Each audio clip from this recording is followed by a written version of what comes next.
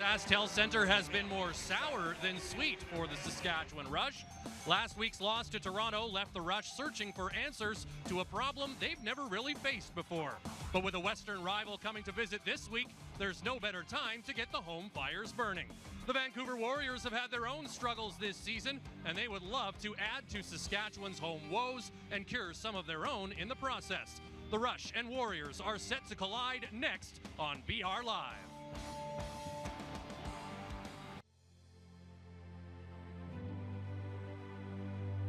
The following is a special presentation of the National Lacrosse League.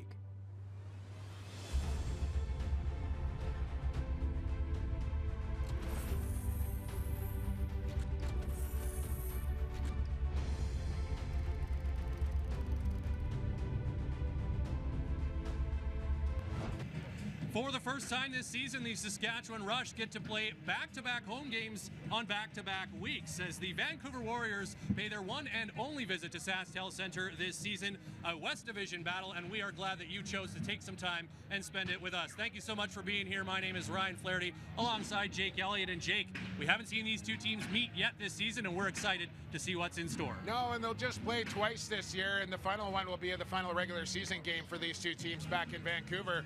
But it's a team that Saskatchewan has had a lot of success over the last couple of years, 8-0 in their last 8 games here, and they'll look to keep that trend going on their home floor in a place, Ryan, that they really need to get some victories. You're absolutely right, Jake. The Rush, perfect on the road, 5-0, but just 1-3 here at SaskTel Center this season. It's a bit of a head-scratcher, and it's a problem the Rush are trying to fix, and they want to do it starting tonight. Yeah, it's interesting. They've only lost 3 games on their home floor since arriving here in Saskatchewan, so they want to buck that trend here tonight. They were already at that 3-loss mark, and they want to run the table the rest of the way for their home schedule here, and they'll see if they can do that starting tonight against Vancouver. The big issue at home has been offense. The Rush have failed to score double-digit goals on home turf yet this season, and they're going to be looking to Ben McIntosh to have a bigger game this week than he did last week when he wasn't able to find the score sheet. Yeah, I wouldn't say a disappointing season so far for Ben McIntosh, but well below what we expect out of Ben McIntosh. 17 goals, 12 assists, 29 points through 9 games so far, so not terrible, but not Ben McIntosh-esque. So we'll see if Benny can pick it up here tonight. And they're going to get a bit of a boost, maybe of energy as well up front, as Austin Murphy is going to make his home debut. He's played a couple of games this season on the road, showed pretty well a couple weeks ago in Philadelphia. Now he gets a chance to play in front of the Rush crowd. Yeah, and I know he's really looking forward to that. He had all sorts of energy in the morning shoot around and at practice yesterday. Scored that gem in Philadelphia for his first NLL career goal. It was a beauty, and we'll see if he can follow that up here tonight on the home floor in front of Rush Nation. On the other side of the turf, you've got the Vancouver Warriors and an offense that is led by a guy who is having a career year in Mitch Jones. Yeah, he sure is. Hometown product out of Delta, BC. They were happy to get Mitch Jones home to Vancouver. Saw him traded for Corey Small, who went to Buffalo, and it's worked out well for both teams, but I know Vancouver's super happy to have him. 68 points through 12 games for Mitch Jones, and having his best season since becoming a pro in this league. And at the other end of the floor, defensively for Vancouver, a couple of bodies out of the lineup, so the captain is really going to need to steer the ship here tonight. Yeah, keep an eye on number 2 in black and gold here tonight, Matt Beers, one of the all-time penalty minute leaders in the National Lacrosse League, and a guy that really plays on the edge and crosses it from time to time.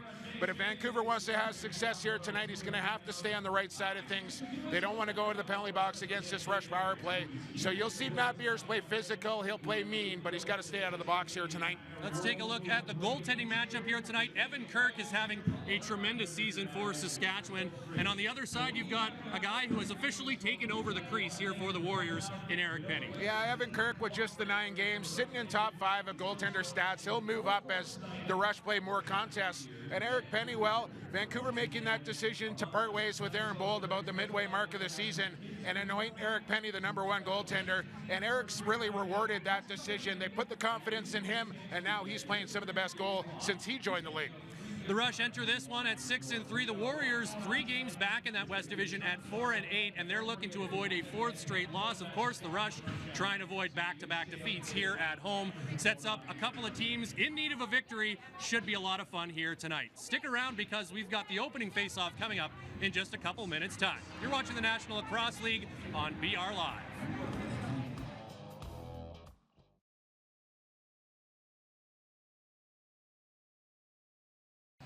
The NLL on BR Live is brought to you by Geico. 15 minutes could save you 15% or more on car insurance. Visit geico.com to see how much you could save. And by Alterna Bank, Canada's end-to-end digital bank. Alterna puts the good in banking. Visit alternabank.ca to learn more. Tonight's game is part of the Alterna Cup, our season-long competition between the NLL's Canadian franchises. Let's take a look at the standings and see where these two teams line up. Welcome inside SaskTel Center. National Lacrosse League action on BR Live. Vancouver Warriors, Saskatchewan Rush coming up. But first, let's head down to the turf, and the third member of our broadcast team, Miss Daniela Ponticelli, is with the captain, Chris Corbeil. Thanks, Ryan. Chris, last week your teammates said they needed to figure out what to do at home. Do you feel like you guys have figured it out, and what is the plan tonight? Yeah, I mean, I sure hope so. The plan is to go out there and get the job done. I mean, it's not that complicated. We just got to do a better job executing, and that's what we'll go out there and do tonight. Well, thanks so much. Good luck, Chris. Back to you guys. Thanks very much, Daniela, as we are just about set for the opening face-off. So let's give you the inactive report tonight, brought to you by BetMGM. For the Vancouver Warriors, Tyler Halls and Derek Lloyd not dressed for this one. And for the Saskatchewan Rush, we talked about it in the open, Connor Robinson sits out, as well as Jordy Jones-Smith.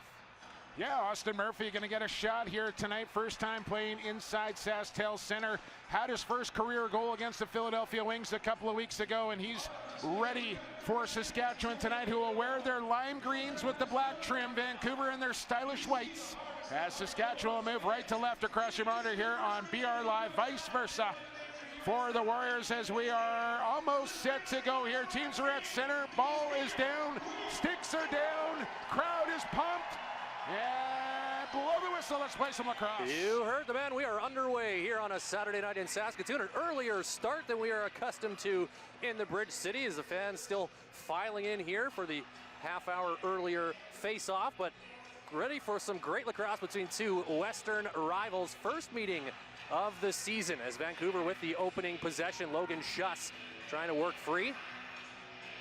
Now the ball across. Keegan Ball trying to find some room, slides it across for Mitch Jones. The ever dangerous one, but that pass off the mark, picked off by Chris Corbeil, who brings it back up the floor for Saskatchewan. Have numbers if they want. Here comes the shot from Garland, and Eric Penny makes his first save of the night. That's a good take there from the rookie Garland, a low to high release. You got your work cut out here for you tonight on offense for Vancouver. Keegan Ball and Keegan Bell both playing on the right side. Yeah, gotta love that for a broadcast. At least their numbers are quite different, so that makes it a little easier. In front, Matthews tried the tricky shot there, but Penny was ready and makes a couple of saves on that set.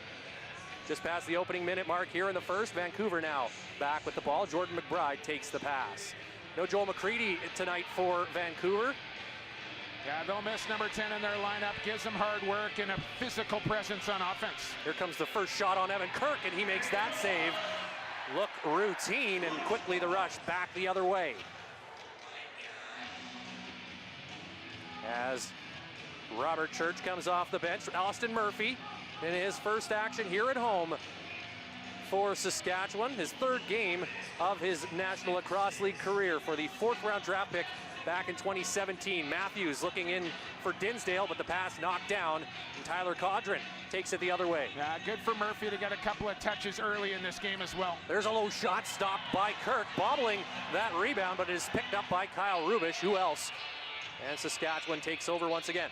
Good early pace to this game, couple of minutes in, good chances for both teams on either end. And Rush Nation in for a good one here tonight. Saskatchewan in need of something positive here at home. Just a 1-3 mark here at SaskTel Center after that 9-8 loss to Toronto a week ago. Matthews for Dinsdale, shot wide. Shatler gets it off the end boards. Shot clock winding down. Dinsdale takes and scores! Matthew Dinsdale gives the Rush a 1-0 lead. Oh, the brand new Papa adds to his total, says late in the shot clock there. I thought Shatler was going to pull the trigger, as there was only about 3 seconds left on the 30, but he looks across the floor, across the defensive zone, finds 32, and he finds the short side past Eric Penny late in that shot clock. Hip high, stick side. That's a tough one for the goaltender to stop. And Digsdale gets the rush into the board. It's 1-0. Sixth goal of the season for Matthew / Marty Dinsdale. Give him 13 points on the year and an important goal for the Rush to get off to a good start here at home after the way things went last week. No, just call him Daddy now. Daddy Dinsdale it is. There you go. Face-off controlled by the Warriors, and with Bob Snyder out, putting on end-of-season injured reserve, rather. Right. So there's going to be a different sort of face-off look here for the Warriors tonight. Yeah, Tyrell Hamer-Jackson, a pickup here for Vancouver. Former captain of the New Westminster Junior Salmon Bellies, just an excellent face-off guy. Had a couple of looks in training camp, but gets into his second game here tonight. And I want to give a quick shout out to Bobby Snyder, who did have successful knee surgery and is recovering. And I know he wishes he was out here. As Murphy gets a shot in tight, and Eric Penny comes across and makes the save. It says, slow it down as the Warriors bring the ball back up the floor. That's what I'm talking about right there with Austin Murphy. Didn't score, but made a good cut to the front of the goal, got a good look right on top of the crease. That's what he needs to do. Lowen fires, and Evan Kirk stops the former Rush player, Riley Lowen, part of their first two championships, and a champion last year as well with the Calgary Roughnecks. And Riley Lowen coming off back-to-back hat tricks for the Warriors, playing his best lacrosse since donning a Vancouver uniform.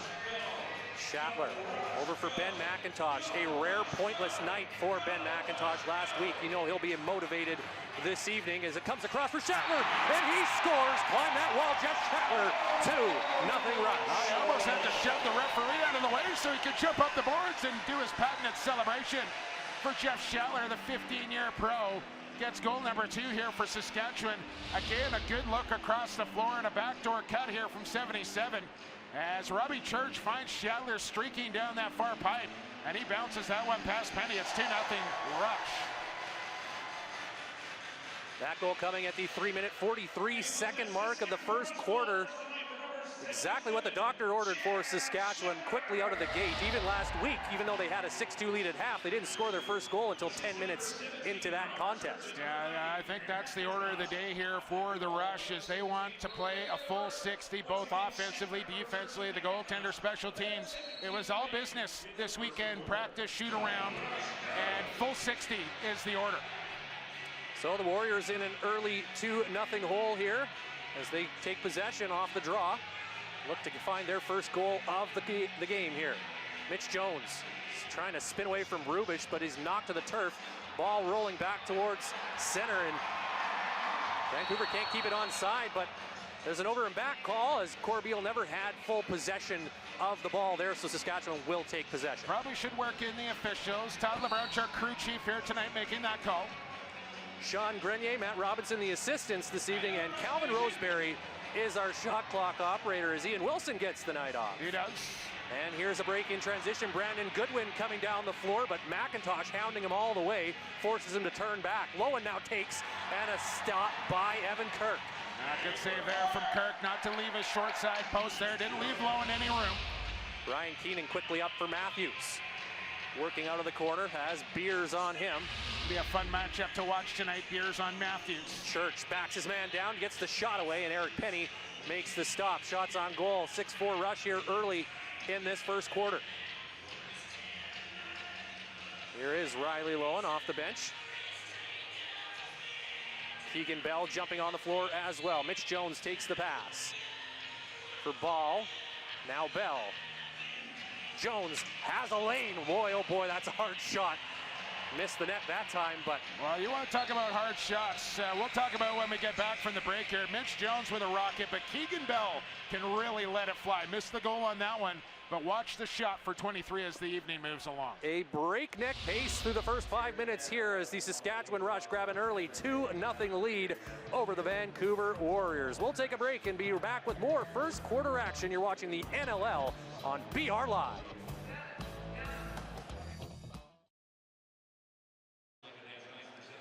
Back inside SaskTel Center as we take a look at the Vancouver Warriors bench. Rush with the early 2-0 lead. Marty Dinsdale in his 100th National Lacrosse League game got the scoring started.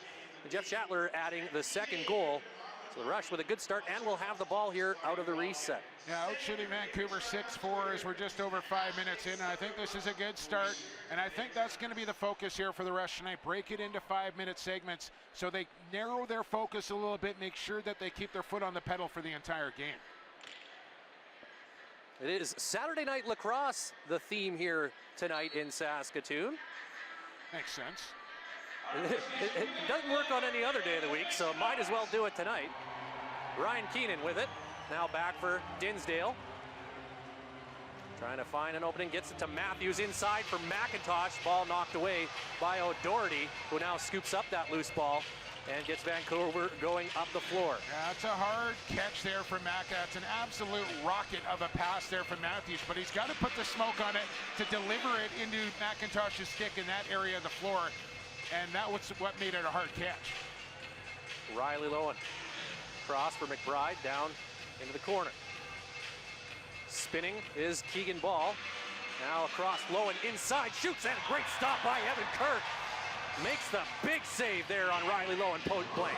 And now here comes Garland. He's got Murphy, and looking for the pass. They ended up going right on goal. Penny making the stop, and now Murphy with the hustle play picks up the loose ball and gets a fresh 30 seconds for Saskatchewan. Yeah, big stop there for Kirk. Somebody missed an assignment on Lowen. Now McIntosh coming off the bench and right off the pipe. The Rush love that play with McIntosh joining the play late, and he almost picked his spot that he loves so much. Dinsdale for Shatler. Matthews, Murphy shoots, scores! Austin Murphy, welcome to Saskatoon. 3-0 Rush. I'm telling you what, Brian Flaherty, this kid is going to be a player. I know it's early in his career, but you just watch the confidence, the game sense. He knows where to be and when to be there. And look where he does the damage. About a 3-foot gap between the top of the crease and him. And although he's on the wrong side, that's prime time real estate to shoot the lacrosse ball. And he beats Penny down low to make it 3-0. And watching the Rush snap the ball around on that possession, you can tell they mean business here tonight. They look sharp, no question about it. There were some strong words spoken after last week's game. Really was. Not only by head coach Derek Keenan, but by members of the Rush defense as well. They stopped short of pointing the finger directly at the offense, but you could tell there was frustration in the lack of production.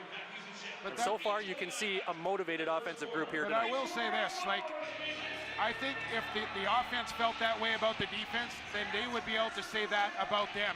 This is a veteran-laden team, a championship caliber team that have been together a long time. So they don't have problems like that inside the room when things need to be said. Message received, and the Vancouver Warriors get a turnover this time and bring it back up. O'Doherty in transition. Just crowded down to the turf by a trio of Rush players. Jeff Shatler leading the charge that time. Well, I just want to say, Jeff Shatler, you just watched, that's the kind of effort and hustle play that Keenan's talking about. It comes on a back check to run O'Doherty into traffic and get the strip. Matthews inside for Dinsdale, but Jones back defensively makes the play that time to disrupt that play. And Mitch Jones spends a ton of time on the floor, almost 24 minutes a game, which is almost 5 minutes more than the leading Rush forward. It gives you an idea why he's up around 68 points. And that time with quick trigger shot there, looked like he had more room to step in for Jonesy, but took the quick release instead. As Garland leaves it for Jeff Shatler, already with a couple points here this evening, including 1 goal. Looking for McIntosh, but he's well covered that time, and tough to take that pass. I tell you what, I'm going to walk out on a fairly thick limb here tonight, Flats, and say McIntosh is not going scoreless this evening. They're already looking for him a lot. McBride now finds Schuss, and he scores. Logan Schuss with an important goal for the Warriors as they get on the board. It's 3-1. That's what Logan Schuss does best right there. A little hesitation, a little pump fake. Kind of froze Evan Kirk and then rips it along the carpet with a little bouncer on it and beats him far side to get the Warriors out of the board. The Ohio State product, Logan Schuss, bounce one far side, and it's 3-1. 12th goal of the year for Logan Schuss. It comes with 6 minutes and 50 seconds remaining in the first quarter. Rush now leading at 3-1. That's a big goal there for Vancouver to get their confidence going, stay in striking distance here of the Rush. Just down 2 now, 6:50 to go first quarter. Shots on goal now 8-6 Saskatchewan. Hamer Jackson and Jeremy Thompson set for this draw. And Thompson wins it clean. Interested to watch this matchup here tonight. Two guys that like to pick and pop to themselves. And where Hamer Jackson may run into trouble a little bit is what to do with the ball after winning the face-off. Very good draw guy. Sometimes the decision-making is what plagues him. As Church takes that feed. Now down low for Dinsdale. Rush going 4 righties here tonight with Murphy drawing into the lineup. Church low shot, Eric Penny with the save. Warriors in the all whites tonight. Gotta say, I really like that look. Looks sharp. Yeah, they do. For sure. Like stormtroopers. Not get carried away. Cross for Jones. There's a shot. A great save by Evan Kirk as he comes across to make a big stop. At least Star Wars night down in San Diego this evening, folks. There we go. Jeff Schattler now waiting for the rest of the offense to join him. Under 6 to go in the first. A very quick pace to this one so far. Murphy to Schattler. Matthews trying to set a pick. Now it's back for Dinsdale. No room. Now Church. Back for Schattler. Long shot. Easy save for Eric Penny, who steps out.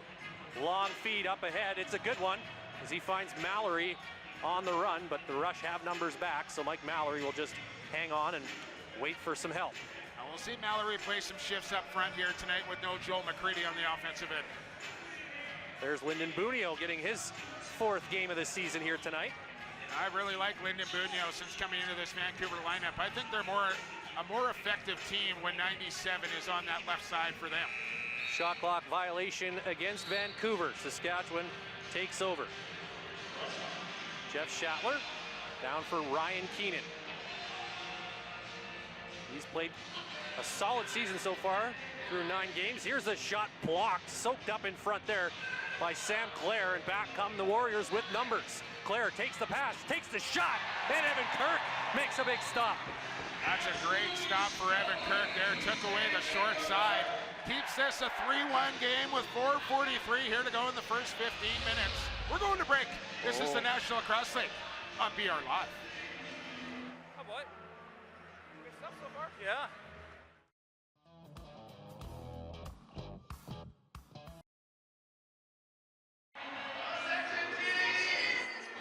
Welcome back inside SaskTel Center, the National Lacrosse League on BR Live. Rush lead the Warriors 3-1 with 4:43 here to go in the first quarter. Next weekend, the National Lacrosse League Team of the Week moves to Buffalo as the captain, Steve Priello, and the Bandits welcome the league's leading scorer in Callum Crawford and the New England Black Wolves to KeyBank Center.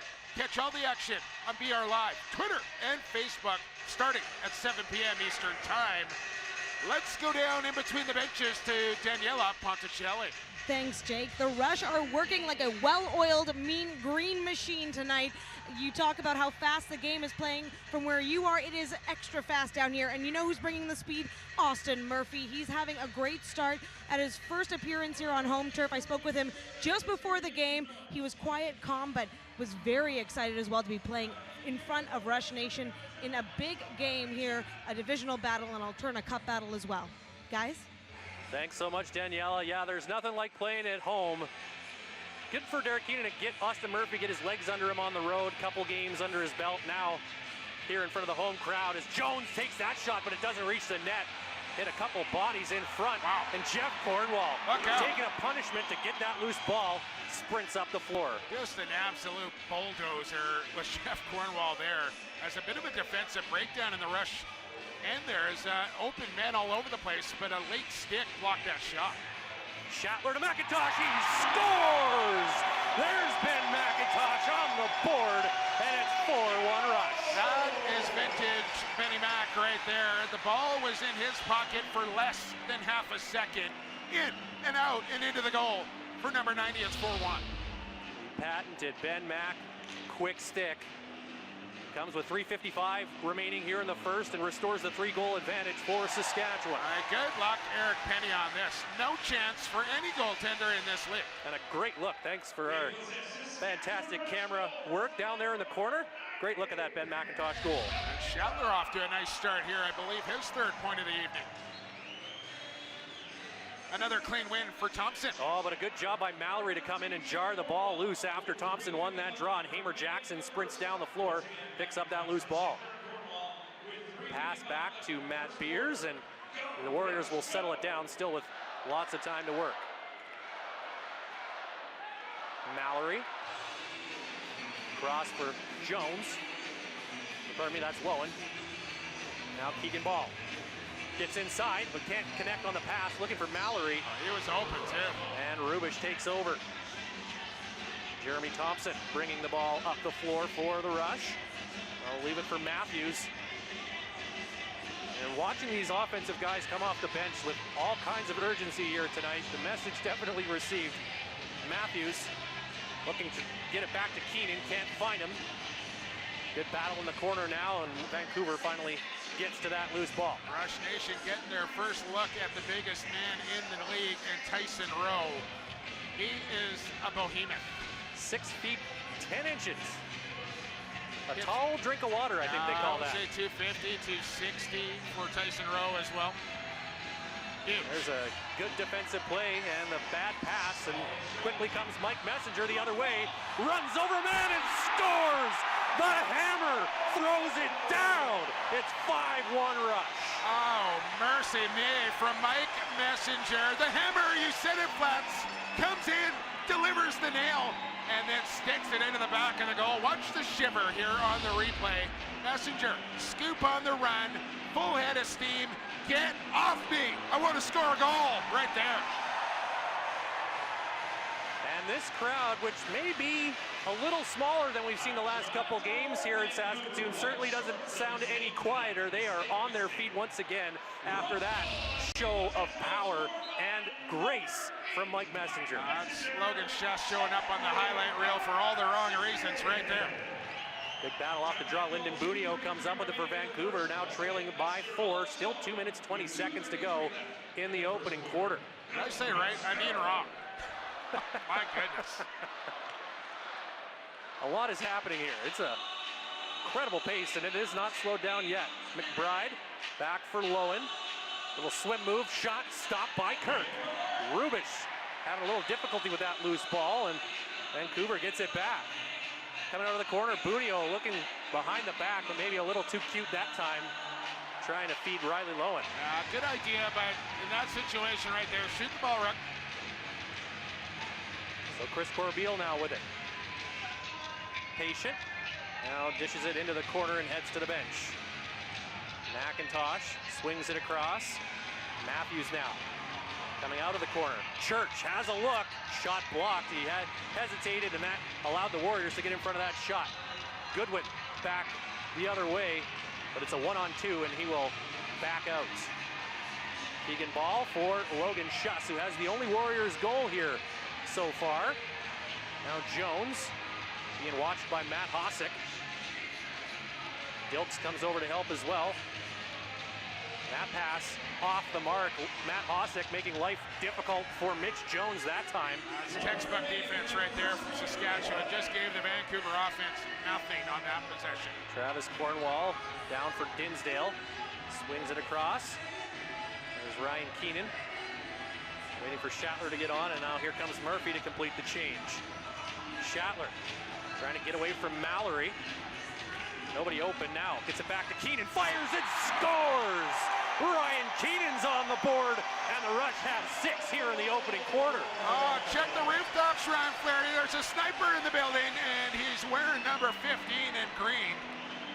As he just picks the short side top corner past Eric Penny to make it 6-1. As this one comes late in the shot clock as well.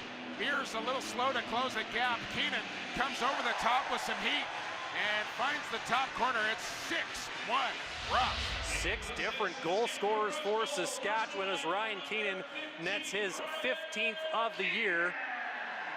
It's a 6-1 game here with 37 seconds remaining in the first quarter. Yeah, and looking at the stats coming into tonight, you see Ryan Keenan, third leading scorer in Saskatchewan. Who is he above? Ben McIntosh. It tells me 2 things.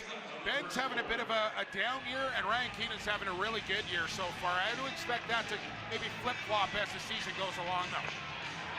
And now a check along the boards as Bunio is dislodged from the ball, and the Rush will Vancouver get a timeout. Did Vancouver get the timeout? I think they pointed towards the Warriors bench here. Quick whistle from the official, but Warriors do get the timeout in a much-needed last possession in this first quarter to try and get their second goal of the game. They'll bring out the 6-on-5 here. Did not see the clock. I want to say about 12 seconds to go. It was with about 11 or 12 left on the clock as the score clock now counting down the timeout time here inside SaskTel Center. Shots on goal now 15-10 in favor of the Rush, and they have put 6 past Eric Penny in the first.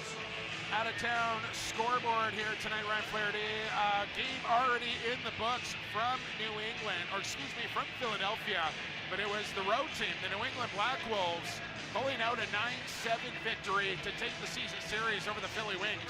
And the Riptide in Georgia at the half right now. Last score I saw 2-1 Riptide. Pass the crossball loose. Okay, so we should have 19. That's 11 plus 7. I'm trying to do the math here. So the officials just discussing how much time should be on the clock here when this game resumes. Right now it says 19.5 seconds. I don't know that is like accurate. That seems like a lot. And realistically here, Vancouver's getting the ball inside the offensive zone. So 13-19, call it what you want. They're going to hold this ball for the final shot of the quarter anyway. So it doesn't really matter all that much how much time is left, as long as it's under 30 seconds. And it will be 19.5 on the clock as they get set for the restart. Players are back on the floor. Thumbs up from the officials, and here we go. Warriors moving it around. Out of the corner comes Schuss. Cross for Keegan Ball. Cuts inside, shoots, it trickles to the line, but stays out. Defensive play. Ryan Dilks preventing a goal right there. And a shot just at the buzzer from Corbeil, stopped by Penny, but what a defensive play by Ryan Dilks, saving a goal right there. Surely Vancouver is going to want to have a look at this, and I want to have one as well, as this was very, and I mean very close to crossing the goal line. Not sure if we're going to get a replay or not as we were at the quarter. Maybe we'll get it on the other side when we return. Absolutely, lots to talk about. All right, we're going to have another look right now. Okay. As we take a look at some of the highlights from this first quarter, there is Logan Schuss's goal. Mike Messenger too, as we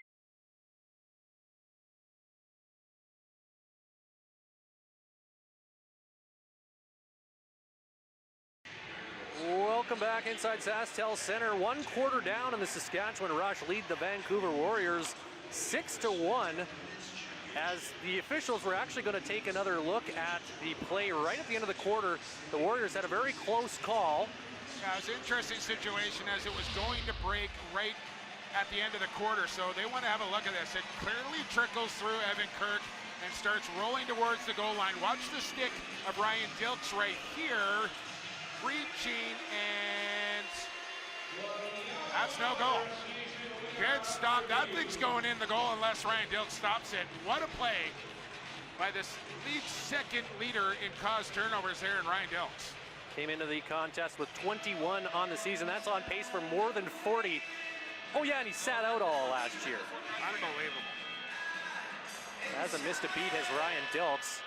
16-11, your shots on goal after 15 minutes of play. Rush lead it by 5 here as they get 6 in that opening quarter, and I think maybe what's most impressive about that 6 is that it came from 6 different goal scorers. Absolutely, Jig. Yeah, you had, and he even had a goal in transition as well as Mike Messenger with perhaps the highlight of the night so far with the truck stick and the goal. That might be the transition goal of the year so far right now, Flex. It's pretty darn good as we get another look at this goal-saving play from Ryan Dilks. The ball right on the line, on the back of the line, no less. Okay, and then what about the other one from the corner? Tom Lounge remains in the scorekeeper's box here, reviewing this. Different angles. Go forward. To make sure he gets the correct call, but from everything that we've seen so far, Flats, it looks like no goal, as it was right on the goal line, and Ryan Dilks picked it off of there cleanly with the stick. Okay, thank you very much. Looks like Todd LeBranch has seen all the angles he needs to see, so he will make this official, but I think you're right, Jake. This is elementary right now. Somebody down the booth wearing my tie down there as well. After review, the call on the field is confirmed. No goal. confirmed. That means he saw definitively in that look. As we saw, we share with you right now.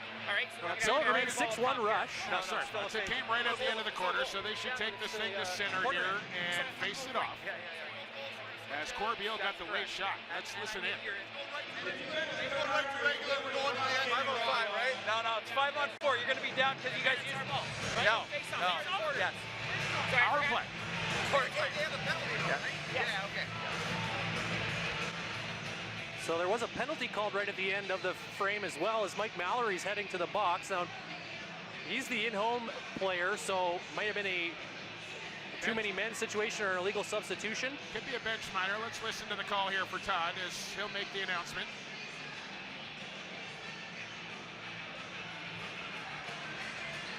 Eventually he will. I'm confident. Meanwhile, we could admire the art on Eric Penny's mask. Bit of a classic look Looks there. sharp. A little skyline on the back there. Very sharp. 61. Originally out of Rexdale, but now makes his home in Coquitlam. I think we're about ready for the penalty announcement here. Or not.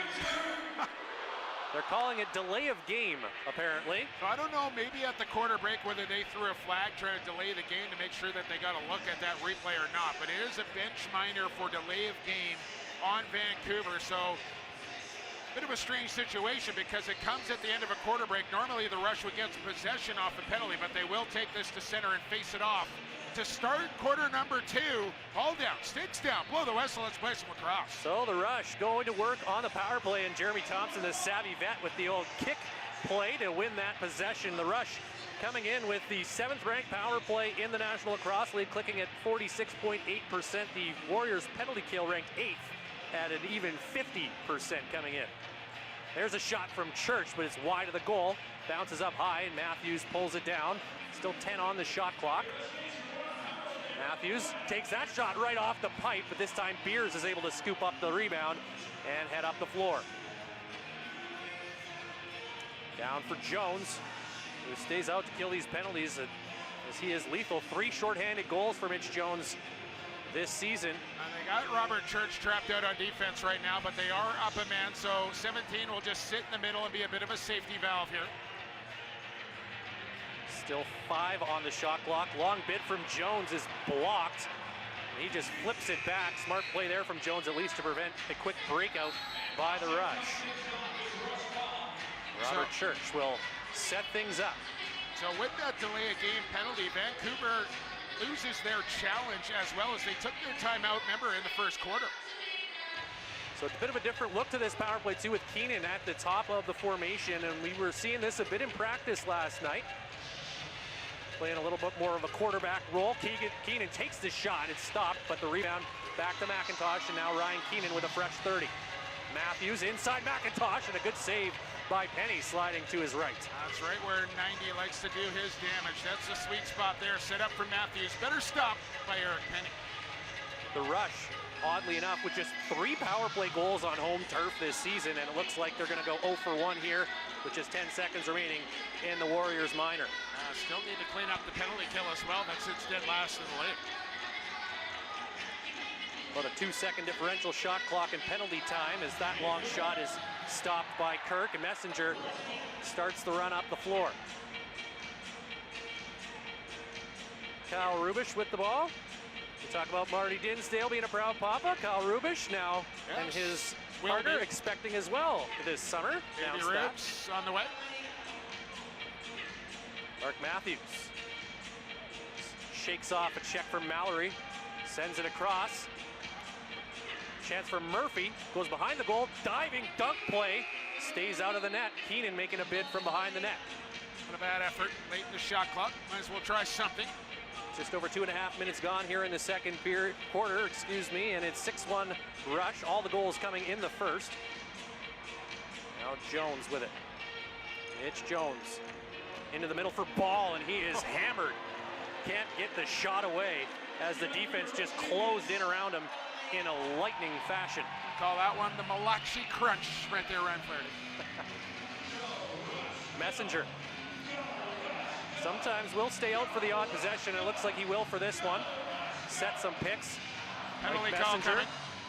The late penalty call coming to the Warriors as Evan Kirk sprints to the Rush bench. 8 seconds on the shot clock. Schattler comes on the floor. Keenan takes the shot, misses the net, and that will bring a stoppage and will get the penalty call, as it looks like it is Mitch Jones who's headed to the box. It doesn't take a lot of penalties, this Mitch Jones. At least not individually. We'll usually take somebody with him if he's going to the box, but not this time. It is a holding call on Jones as we get a look here. Looks like he had a wrap on Mike Messenger there. Didn't see much there. Well, soft, gotta say. The nickel and dimer. But the Rush will go right back to work on the power play. Got a couple of decent looks on that last man advantage, and now we'll see if that will help bear fruit on the second opportunity. Church with the ball. Ryan Keenan, Matthews. Church takes the shots, blocked by Goodwin. Church has had a few blocked here this evening. Goodwin does well, get that ball free with some help from Tyler Godron. Now Beers with it. Don't forget, lacrosse fans, more National Lacrosse League action comes up tonight from San Diego, and then 4 more games for Sunday Fun Day in the NLL Week 15. Another big weekend, 8 games in the National Lacrosse League, and get used to that as this league continues to grow. Justin Robinson, love it. Up ahead for Thompson. Seriously. Justin Robinson starting to get regular duty as well for the Rush. He's been getting the nod in favor of Jordy Jones-Smith the last couple of contests here. One of their high draft picks, making a home. Matthews rolls over the top, finds Church looking behind the net. They score! McIntosh wide open. Nobody saw him coming. Certainly not Eric Penny. And McIntosh has 2. It's 7-1. That right there is what you call execution personified on the power play. Matthews, Church to McIntosh for the dunk from behind the rack. And Penny, no chance once again as 90's got his second of the game as he stuffs it into the top corner. And Penny did see him coming, just too quick to be able to react to that as he was caught a little out to his right. McIntosh had all kinds of net. Benny Max got a couple here, and the lead is 6. Again, we talk about it, 6-2 it was over the Toronto Rock at halftime a week ago, and they let that slip away in the second half with a 7-2 Toronto Rock. So 7-1 now, yeah, all fine and good. Still 40 minutes to go in this lacrosse game. Let's see if the focus stays narrow here and they keep their foot on the pedal. And the Rush get back on offense off the face-off after a good battle. Matthews takes the pass, now leaves it for Keenan. Schattler, back to Ryan Keenan. And you mentioned it, let's not also forget the game in Halifax. As Keenan takes the shot and Penny makes the save as the Rush gave up a big lead in that game as well. So spot in the fourth. Oh, what a pass. Here's a chance up the floor. Bunio, and he gets run over from behind. That's going to be a penalty on Saskatchewan as Lyndon Bunio takes a pounding there, but draws the call, and Vancouver with an opportunity here on the man advantage, their first of the game. I thought maybe potential for a penalty shot here for Lyndon Bunio. Watch it again. Sorry? He got like a clear path to the goal for me. Let's listen in. The shot had gone. So, yeah. Never mind that shot. No. He's winding up here behind the... No. That's not how I saw it. I think that's what Mitch Jones was... Minor penalty. Check from behind. That's what Mitch Jones was lobbying for right there with Todd LeBron. He thought that should have been a penalty shot as well. They won't get the call. Messenger to the box for 2 minutes or less. Warriors to the man advantage here as we're under 10. And they're down 6. Vancouver's power play 40% this season. That's 11th in the National Lacrosse League. And we talked about the struggles on the penalty kill for the Rush. They're dead last in the league, 42.2. Which is mind-boggling considering the personnel that they can throw out. They can throw out 2 top-flight 4-man units. And to be dead last in the NLL, I don't understand it. Well, Kirk makes the first save on this kill. And the Rush will be able to drain some of the time. McIntosh loping over to that far side. Just approaching 9 minutes remaining here in the opening half. There's a pass for Schattler, who's at the lip of the crease, but just couldn't handle it cleanly. Yeah, you don't try that look 5-on-5. You don't try that look 4-on-5 with 15 on the shot clock, but late in the clock, down a man, why not? Jones. Back for Schuss over to Keegan Ball. Schuss looking for Jones, drops the pass back to Schuss, and he scores! Logan Schuss has a pair, and the Warriors get a power play goal. The Rush penalty kill once again gives one up. A much needed goal here for the Warriors, and it comes courtesy of the bus, Logan Schuss once again.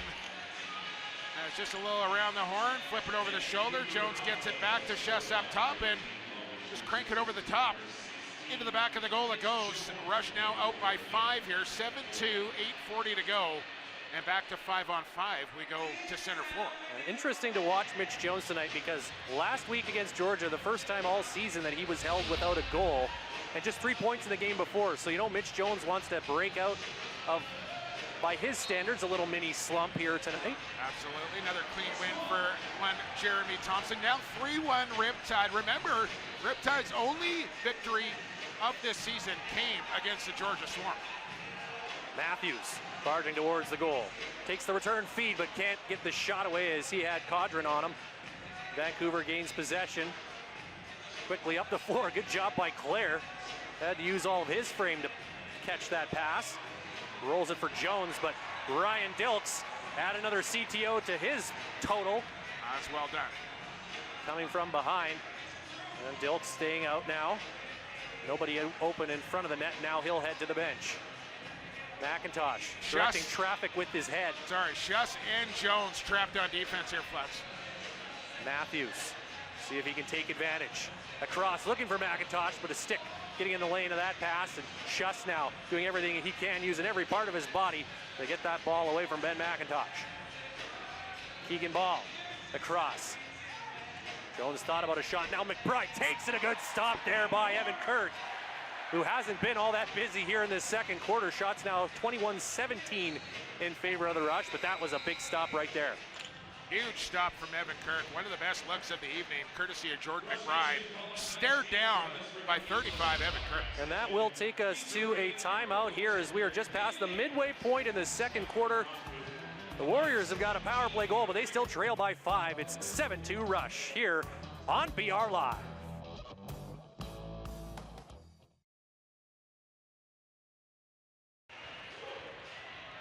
Back inside SaskTel Center as the Rush lead the Warriors 7-2, and we'll see what the Vancouver head coach has to say as he's standing by at floor level with Daniela Ponticelli. Thanks so much, Ryan. Yes, I'm here with Chris Gill.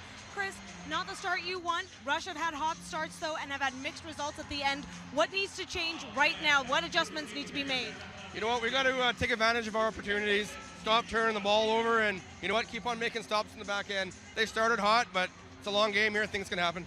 Certainly is. Lastly, Logan Schuss with the pair. What needs to happen in terms of getting that offense going? Yeah, you know what, we got to move the ball, move our feet, and you know, get the goalie going side to side, and like I said, capitalize on our opportunities. All right, thank you, Coach. Back to you guys. Thanks so much, Daniela. 7:26 to go here in the second quarter. Shots 21-17 Rush, and they lead it 7-2. Head coach Chris Gill down there on the Warriors bench. Flats, we were doing a little prep before the game. Noticing Chris Gill, the Rush's leading scorer way back in 2007. This league, so many connections in this league from team to team. It's remarkable. Hall of Famer, Chris Gill. Back underway is the Rush on offense here. Schattler across. McIntosh stopped by Penny as he got the arm on that.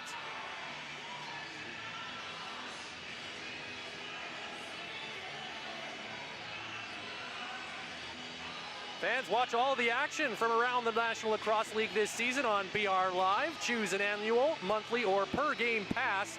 For more information, visit NLL.com/BR Live. My goodness, Jeff Cordwell has some bad intentions right now. Warriors with the ball here, but just 5 to shoot as Keegan Bell drops the pass now to take a long shot and misses the goal. Rush take over.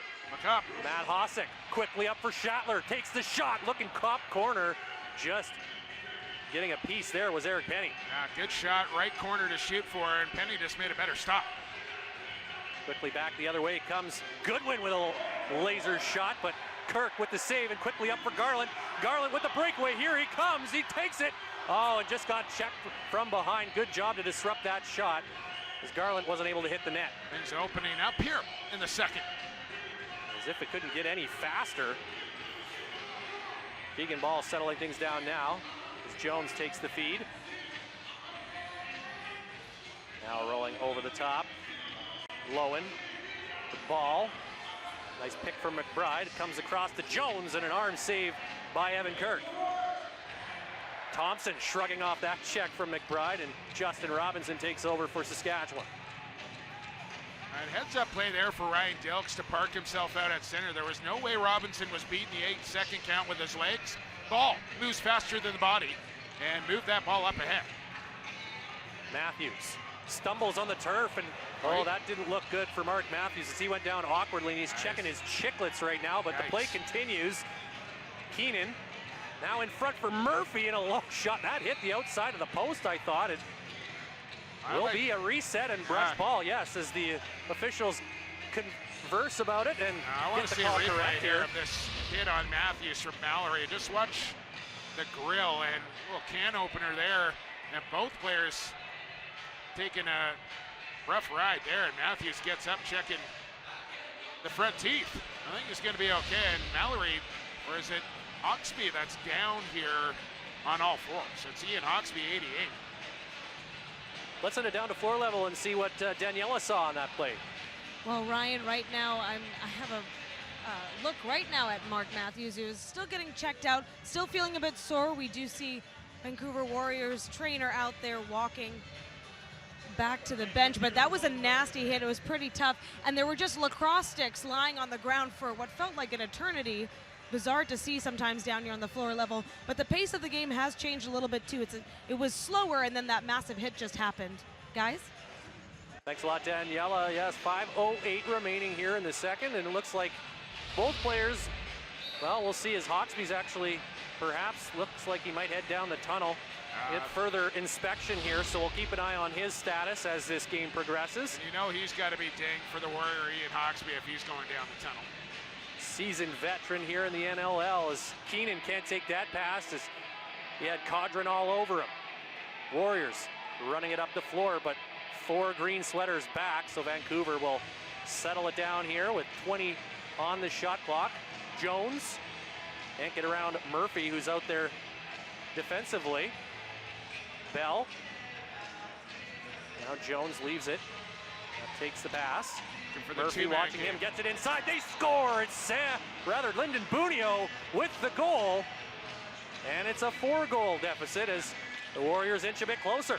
2 straight here from the Warriors, and I saw him kind of space out the floor here, isolate the 2-man game on the weak side, and Bunio and Jones hook up for a nice one here as they had Murphy trapped back out on defense along with McIntosh, and Vancouver quick to identify that, and they went right at the 2 offensive players playing defense, and Lyndon Bunio and Mitch Jones make him pay. 7-3, 4:25 to go here to recess. Second career goal for Lyndon Bunio here in his 4th game. Energy. A nice feed from Mitch Jones. That's what 97 brings to this Vancouver lineup. Energy, grit, little sandpaper, work ethic, heart, all those intangibles, and that's what you need. You need a couple of those guys on offense, maybe one on either side of the floor to balance things out, and Bunio's that guy for the lefties. Matthews in for Schattler, bounce shot stopped by Penny. Matthews battling for the loose ball, has a stick, but was battling there with Beers, who did everything he could despite not having a twig in his hand, but the Rush get it back. Church with the long shot, and Eric Penny makes the save. That's going to take us to a timeout as the Warriors have trimmed the deficit from 6 to 4 here with a couple of goals. So we have 3:52 remaining in the second quarter. I was just about to say, good to see Mark Matthews back out on the turf after taking that high hit right there. Looks like he'll continue. We're going to break. This is the NLL on BR Live.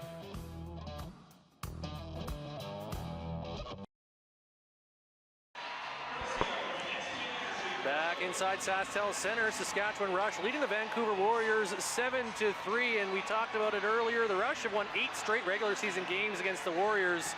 They were leading at 7-1, so important for Vancouver to stay within striking distance here with those 2 goals. Yeah, big possessions coming up down the stretch here.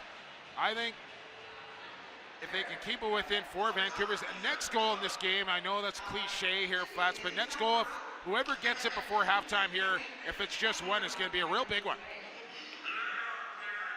And by the way, speaking of goals, 3-2 now as the Georgia Swarm just got one. About 6 minutes to go, third quarter from Long Island. So we had a false start there. They were about to resume the play, but a little bit of communication, and now the signal has been made, and the Warriors go to work. McBride with Keegan Ball. Now Jones. He switches with Schuss. McBride down for Keegan Ball. Nobody able to find any room in the middle right now. Jones double teamed. Ball knocked free. Great job defensively by the Rush that time. Really good job defensively. Set play on there for the Warriors, and the Rush sniff it out. Jeff Cornwall leaving it for Robert Church, heading off to the bench. Now Ben McIntosh. Schattler into the middle. Matthews with the chance, but it stays out. Fans, if you love the NLL, you'll love all the highlights on our social channels. Get the best goals, saves, action, all during the games and during the week on Twitter, Instagram, YouTube, Facebook, and NLL.com. Warriors trying to find another one here and get a little bit closer before the end of the half, maybe even more than one, but you only get one at a time, of course. Big battle next to the Rush net. Saskatchewan comes up with the ball. Shot clock was almost down to 0 either way. Play on. And Thompson now with it. Finds Matthews, quick shot. Trying to catch Penny off guard, but it just missed the net. Bounces out of play, Vancouver ball. Somebody had a souvenir right in their midst and they lost it. Quite disappointed down in row 4. Be ready. Be ready down there. Ball. Up top. Here's Riley Lowen. Thought about a shot. Now McBride takes it. Stopped by Evan Kirk. Travis Cornwall with the loose ball. So 2 minutes remaining here in the second quarter. About to say probably a couple possessions here for each team coming down the stretch in this first half. Here's Murphy with it. Takes it right to the hole and takes a big hit. Ball stays out. Quickly up ahead. Jones now. Another good luck for Murphy. Yeah, and Austin Murphy once again not looking out of place here in just his third NLL game. Here's Keegan Bell. That one right off the melon of Evan Kirk. Wow. Stop it any possible way. That'll wake you up or knock you out, one of the two. Jones, though, gets the loose ball, but then is knocked down. And Chris Corbeil brings it up for Saskatchewan. Checking his shoulder. There's Matthews to Garland and a stop by Penny, I thought, but the shot clock does not reset, so he must have missed the net. Now they wind it. There we go. Matthews, lots of time. Sends it across for Church. Into the middle, takes Penny with the stop. Long rebound, Schattler pulls it down. Rush getting those resets here late in the half. McIntosh winding out of the corner, down the middle, stop by Penny. And once again, a long rebound and chance perhaps in transition here for Vancouver. But Messenger coming out quickly, trying to shut it down. Quick pass from McBride, and he is crunched to the turf by Jeff Cornwall. But it'll be a possession awarded to Vancouver. That's okay. Cornwall making him think about it next time around here. I think they'll reset the 30-42-1, and let's see if Vancouver wants to go for the 2-for-1. And what I mean by that, they want to shoot quickly here. Leave Saskatchewan with over 30 seconds so they get final possession here. If they're going to do it, you want to shoot quickly as they just did right there. And remember, no timeout for Vancouver. They used it in the first quarter, but there's a loose ball won by Schuss. However, he bounces it over the net and out of play, so Saskatchewan will take over now. 36 on the clock, so what a 6-second differential. Yeah, 4-goal lead, long change here. You're leaving Kirk in the goal every time. Rush will look to use up as much of this time as they can. However, Keenan, Dinsdale back for Ryan Keenan, and Matthews. Timeout. Now they will call a timeout as the Rush will look to draw up an 8th goal here before halftime. Yeah, I can't take it to the locker room with you, so make the call here. And Jeff McComb and company will try and draw something up here for this final possession for Saskatchewan. in this opening half. The offense has been going here tonight, right? But let's have a look at some of the defensive prowess from the boys in green. Yeah, it's been a strong start here for the Rush at both ends of the floor. Another solid first half defensively, just like they had last week against Toronto.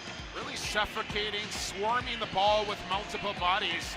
And then here's the coup de grace and all right there. Mike Messenger with the scoop, the shiver, and the tuck. So we'll see what the Rush have in store for this final possession. And don't forget that big play by Ryan Diltz to save the goal late in that first quarter as well, as that has changed the complexion of the game somewhat heading into quarter number 2.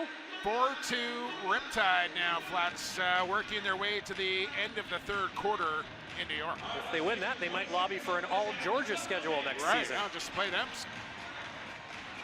18 times. So it's a 6-second differential shot clock, game clock. There's 14 on the shot clock, 20 on the game clock. So if nothing else here, if you're the Rush, you want to wind this thing down to 1 second, get your shot, maybe get a reset, but don't leave Vancouver any time. And Kirk remains in the net, of course, too much time on that clock. Keenan across the top, finds Matthews, great lane, but he misses on the far side, just wide. He was looking for that top corner. Just 5 seconds left. Warriors trying to hustle it up the floor.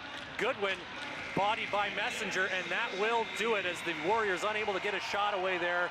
Rush don't get the goal that they were looking for late, but they still have to feel pretty good about themselves with a 7-3 lead. Coming up on NLL at the half, huddle up with Devin Caney and Miles Jones.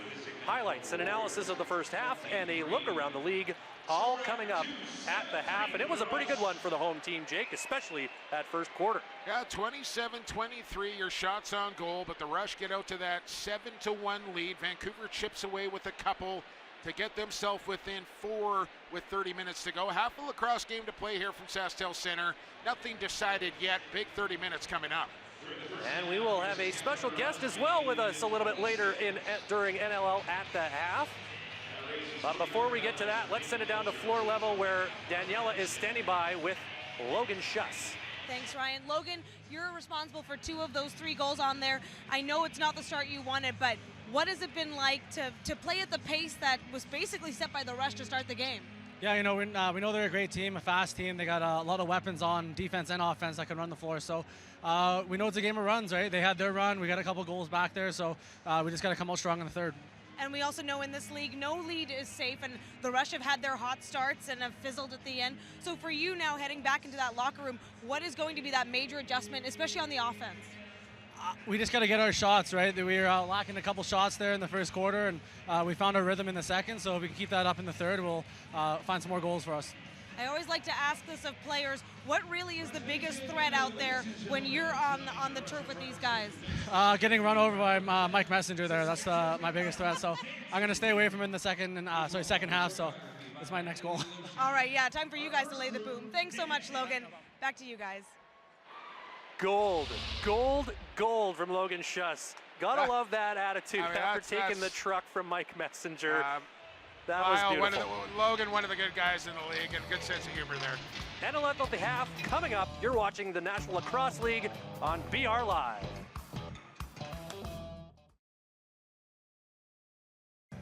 As one of the sport's biggest stars, the name Miles Jones is synonymous with professional lacrosse. But until recently, Jones was unfamiliar with the indoor game. Devin Caney sat down with Miles to learn more about his decision to join the National Lacrosse League and what it means to play in his hometown of Long Island, New York. My dad played basketball growing up. My uncle played basketball in college and the NBA, so that was my dream. 6th grade came around and we were playing football, and one of the dads had asked me, "Hey, what do you do in the spring?" I was like, "I play basketball, and that's what I love to do. And that's what I'm gonna do." And, "Hey, you should play lacrosse." And I was like, "Oh, I've never heard of lacrosse," which is kind of ironic because I grew up in Huntington. And that started here on Long Island. You're from here. Yep. And now you're playing for the Riptide. And how's it been so far? My first time actually suiting up, my home debut was, it was eye-opening for sure. I think my first 3 shifts, I thought, my neck hurt a little bit about the ball was flying all over the place. But, in that second and third quarter, I got more comfortable. I started, hearing the communication, seeing the game slow down a little bit. Did you have a lot of people watching in the crowd? So I had probably 25, people, mom, sister, friends from high school, coaches from high school, my guidance counselor. Your guidance counselor? My guidance counselor and my sister's guidance counselor were both there. And what'd they think? Well, the funny thing is when I got off the floor, got my suit back on, went up to see my mom. She's like, "Are you okay?" I was like, "Yeah." I'm like, "What do you mean?" She's like, "You guys are so aggressive." Like she hasn't seen indoor lacrosse me play, right. So just seeing me come home and play in front of a home crowd was probably really special for her too. I want to kind of switch gears and talk about your presence just in the pro lacrosse world in general. Actually, when you think of pro lacrosse, a lot of people think of Miles Jones. It's actually kind of funny because being a young kid, you're very one focus. And when I got to Duke, my focus was, hey, I'm a freshman, I want to play. And by my sophomore year, I kind of had this, responsibility to kind of carry this torch that was handed to me without anyone saying so. It was, hey, look, I look up to you, all these kids, young kids of, all races look up to me. And especially when I see your kids, minority kids look up to me, hey, listen, I started playing lacrosse because of you. They tell you things about yourself that you kind of forget. Hey, I saw you have these pair of sneakers, they're so cool. And you kind of think to yourself, wow, like you pay attention that much. So then I kind of, adopted this responsibility to inspire young kids. And sometimes I do it in different ways, whether that's showing kids who I am outside of lacrosse. Sometimes I show kids how I prepare for seasons. Sometimes I show kids just that I'm a regular human. Like I like to play video games just as much as kids do. But instead of just showing kids I play video games, I like say, hey, listen, I do this for 2.5 hours. This is how I prepare my body to be a successful athlete before I do this. So I'm human just like you. I'm a big kid just like you. But I have a responsibility to perform at top of my ability, so I get this done. So it's a responsibility that you've embraced. Absolutely, it's something that just kind of I've kind of just embodied and embraced over the time. What's next for you? What can we expect from Miles Jones in the NLL? Going forward, I think that if I can solidify myself in this league as someone who's on the rise and a potential superstar in this league, even get more kids of color to play indoor lacrosse, I think that my job is done. Great stuff. Lots more to come here on NLL at the half, as we'll have a special guest joining us here in the booth coming up right after the break. Stick around. You're watching the National Lacrosse League on BR Live.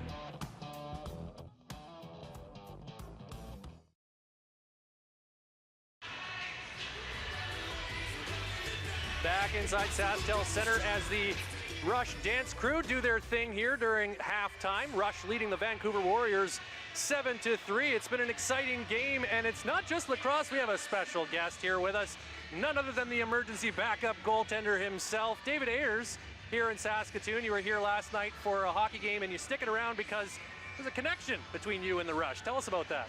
Yeah, actually, Derek Keenan and I go way back. We used to work in Oshawa together.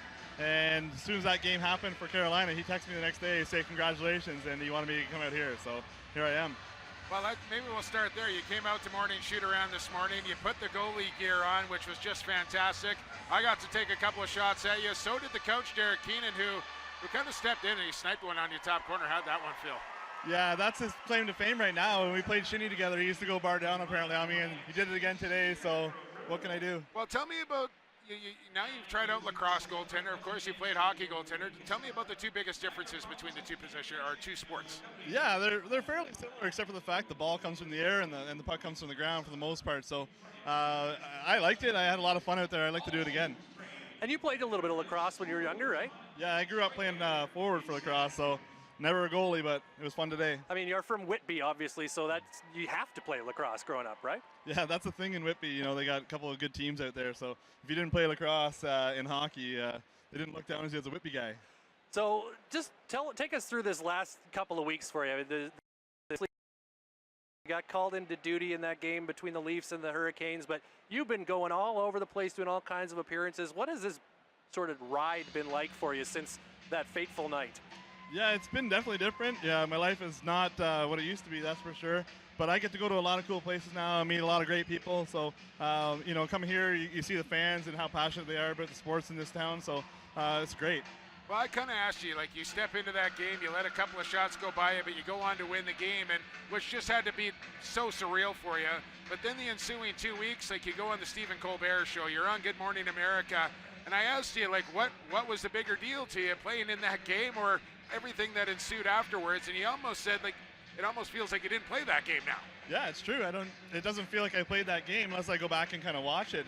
A lot of stuff's happened since that game, and for me, playing hockey was kind of the normal for me.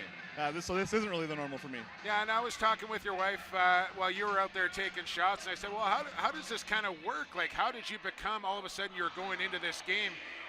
And apparently you now, so if you're an emergency backup goaltender, you're the backup goaltender for both teams. It just so happened that Carolina was in town that night, and you work your way in there. But how did you become an emergency backup goaltender? I started 8 years ago with the Toronto Marlies. I was actually working at the rink, and that's where the Zamboni thing came in. They had a couple hurt players during the lockout, and I went out and skated, and they said, you're a pretty good goalie.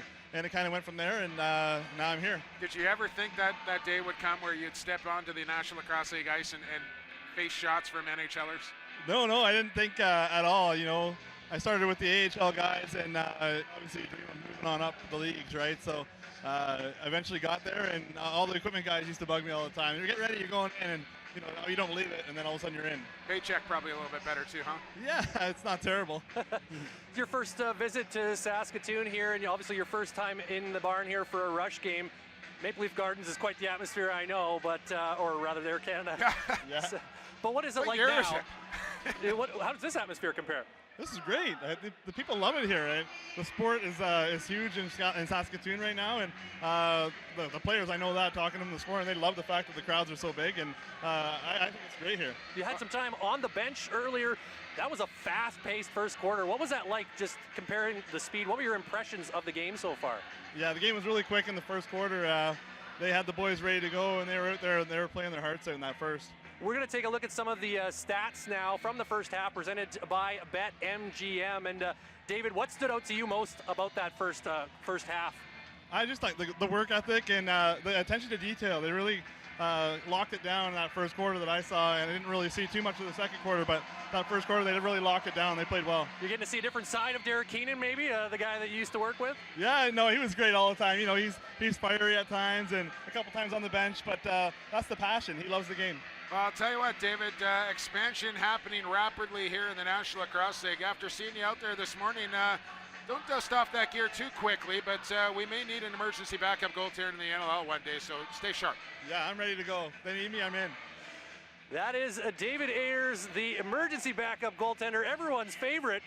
He's here in Saskatoon, and we're glad that you could join us here tonight. Thanks so much for being here, and enjoy the rest of this ride and ride it out. Have fun. Yeah, thank you. Thanks for having me up here.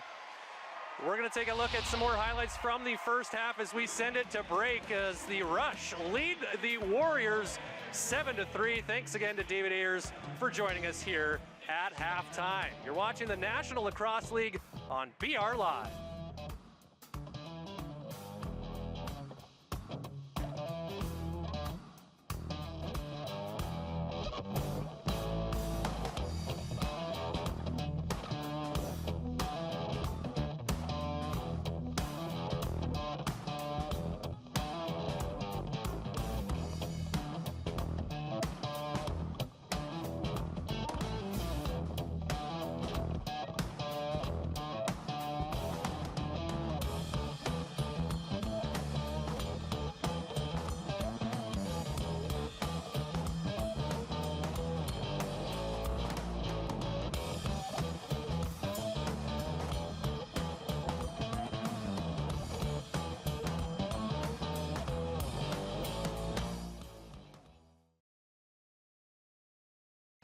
The NLL on BR Live is brought to you by Geico. 15 minutes could save you 15% or more on car insurance. Visit geico.com to see how much you could save. And by Alterna Bank, Canada's end-to-end digital bank. Alterna puts the good in banking. Visit alternabank.ca to learn more. We are getting ready for the second half here inside SaskTel Center, as the Saskatchewan Rush lead the Vancouver Warriors 7-3. Brian Flaherty up here in the booth alongside Jake Elliott, Daniela Ponticelli at floor level. We'll join her momentarily, but Jake, Great to have David Ayers in the booth, but we are set for a big second half here in Saskatoon. The man's a natural in between the pipes, and he's a natural in front of the camera as well. Absolutely, and Daniela is now standing by with Rush head coach Derek Keenan. Hi, thanks, Ryan. So, Coach, we've seen leads like this before at the half. I know we kind of had a similar conversation the last game. So what needs to happen in the third to keep things the way you want to see it at the end of the game? Yeah, same situation, up by 4. You know, I thought we had a really good first half, but we got to figure what's next. We'll be able to tell here in the first 5 what our compete's like, how hard we're going to run off this bench and take care of business in transition. Doing a good job defensively. Got to continue that. We got to continue to grind on offense. We're not going to get a goal every possession. We got to understand that and just keep grinding. All right, thanks, Coach. Best of luck. Back to you guys. Thanks so much, Daniela, and also to our man Chad for getting that microphone from up here in the booth down to Daniela at floor level. That's the kind of hustle that the Rush are going to need in this second half. In record time so that she could talk to the Rush head coach. But yes, absolutely very similar situation to what we saw here a week ago. Yeah, 4-goal lead with 30 minutes to play, and let's see if lesson learned here for the boys in green. Teams are at center, set to go. Blow the whistle. Let's play some lacrosse. You heard the man. The second half is underway. Rush with the 7-3 lead, but Vancouver with the ball. Matt Beers. Face-offs about dead even in that first half. 5 for 12, 7 for 12. Hamer Jackson coming up with another victory to start the second half. Jones takes it behind the goal. Double teamed, so he sends it back for Keegan Ball. Now Schuss with a long shot, misses the target. Jeremy Thompson with a clean scoop off that ricochet. Got the captain with him. And he has Church going to the goal, and he scores! There's the way you start the half, 33 seconds in. Robert Church gets on the board. It's 8-3 Rush. Good decision from 74. Thompson down the middle of the floor here. Had a look, saw the captain to his right, and then all of a sudden picked up 17. Coming hard off the bench. That's the key there, Flats. Sprinting was Robert Church. Right to the cooker. Goes airborne and sticks it short side past Penny. Back to a 5-goal lead here as Church gets his first of the night. And the 16th of the season for Robert Church. You heard Derek Keenan say, let's see how fast guys are running off the bench. Well, Robert Church had a little flame trail behind him on that one. Collision along the boards, and the Rush are able to gain possession off the draw. Jeff Cornwall or Jeff Schattler. It was a fast start in the first quarter for Saskatchewan, putting up 6 in the opening 15. Warriors got their legs under them in the second, but the Rush get the quick jump here in the third. Church trying to look for another one here, short side, but Penny comes up with the save. Quick look into Long Island Flats 8-6 Swarm now as they've mounted the comeback and taken a 2-goal lead. Just past the opening minute here in the third quarter, and a turnover. Back comes Matthews, but he can't beat Penny as he was all turned around trying to take that pass and make a good play at the goal. Still got one, but Penny looks the save. Pass was low, pass came late. Turf Monster almost got him. Still got the shot off. Penny made the stop. Lowen gets it across the ball. Now here's Jones. Still looking for his first goal here tonight is Mitch Jones. We're going to have to come up with a name for that shot that Matthews has thrown the last couple of games. There's a stop as Jones tested Evan Kirk. 2 minutes gone here, third quarter. Rush back in possession. Keenan down into the corner for Schattler. Up to 30 shots now for Saskatchewan, on pace for a big shooter night here. And they were outshot last week as well, which is not something that happens all that often. So, you know, they were talking about that, I'm sure, as well. Oh, man. Referees just missed 2. McIntosh had a stick yanked out of his hand, and then Schuss, I believe, kicked it away, which should have also been a call. Keegan Bell feeds McBride. Stutter step to Schuss. That'd be a good one. Well, here comes Lyndon Bunio, who has a goal tonight. There's McBride with the take. Kirk gets a piece and then sprawling in the crease to prevent any sort of loose ball recovery by the opposition. There was Mike Messenger, and here comes Travis Cornwall, but that shot looked like it went off the back of Sam Clare. Travis Cornwall still looking for his first goal as a member of the Rush. Now 28 games into his tenure with Saskatchewan. Dinsdale takes a shot up high, but carries on. Schattler, now the pass down low, looking for Church, who tiptoes around the crease, but then throws the ball away. Mallory taking over. Mike Mallory, cross for Jones, has to get low to take that pass. Rubish keeping an eye on him. Matthews out there as well, defensively, and gets a little can opener, does Mark Matthews. Matthews. Can't take the pass. No way. We saw him play a little goal last week, a little defensive play there. I was going to say, is there anything the man can't do? The mailman, that is. Keegan Bell with it. Vancouver down by 5. Now Mitch Jones eyeing up the defense, gets to the inside, and Evan Kirk makes another stop. He's been sharp here again tonight. We haven't talked much about Evan Kirk this evening, but he's been a stalwart all season long. Dougie Jamieson, Zach Higgins, Warren Hill, Evan Kirk. I mean, the list goes on in the National Lacrosse League of top flight goaltenders. Evan Kirk right in that conversation. Problem is, he's only played 9 games, where the leaders of the league have played 11, 12. He'll work his way up to the top. Here comes Goodwin in transition, and another stop by Kirk. Now a battle for the loose ball in the corner. Rowe getting in there, runs into a pair of Rush players, and the men in green come up with the ball. Travis Cornwall slowing things down. Nearing that first 5-minute window that Derek Keenan talked about, that first 5 minutes, they want to see how his team reacted coming out of the break. So far, so good. Church into traffic, now backs it out for Dinsdale. So Matthews, pass doesn't connect, but Schattler gets it. McIntosh looking for Matthews, takes it off the wall, then has the ball knocked loose. Mike Mallory doing a good job that time on the mailman. Good defense there from Vancouver. Maybe a little too unselfish from the Rush offense. Somebody's got to shoot the ball. Keegan Ball driving towards the goal. Now spins and fires and misses the target. Quickly up come the Rush as they are really pushing the pace here again in this third quarter for Beal.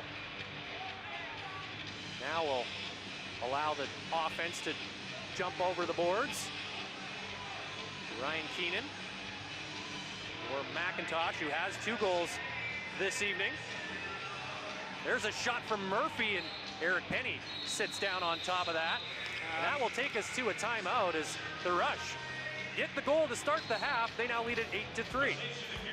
Yeah, maybe not the best decision to shoot there for Murphy. Not a great angle, enough time on the shot clock as well, but maybe the first bad decision I've seen him have. We'll take a break. You're watching the National Lacrosse League on BR Live.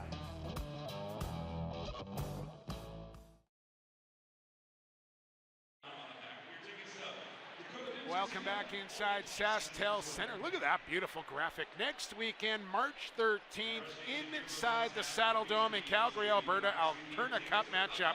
Saskatchewan Rush head to Scotiabank to take on the Roughnecks. Catch all the action on BR Live starting at 9:30 Eastern Time. 3 Alberta Cup matchups in a row here for the Rush. That's some kind of cup check right there. The Rush dropping an Alberta Cup matchup last weekend against the Toronto Rock. Trying to regroup here this evening.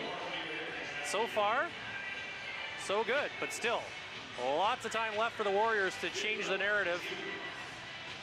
But it's been a struggle for them this season. A 4-8 record is one thing, but the fact remains that 6 of those 8 losses by 5 goals or more. Speaking of time, somewhere there is not a lot of time is Long Island. Georgia now a 3-goal lead with 4 to play. As Ball penalty has the ball knocked loose, but the stick getting up high. It's going to be a cross-checking call to Travis Cornwall, and the Warriors, who are 1 for 1 on the power play, are going to get their second man advantage of the game.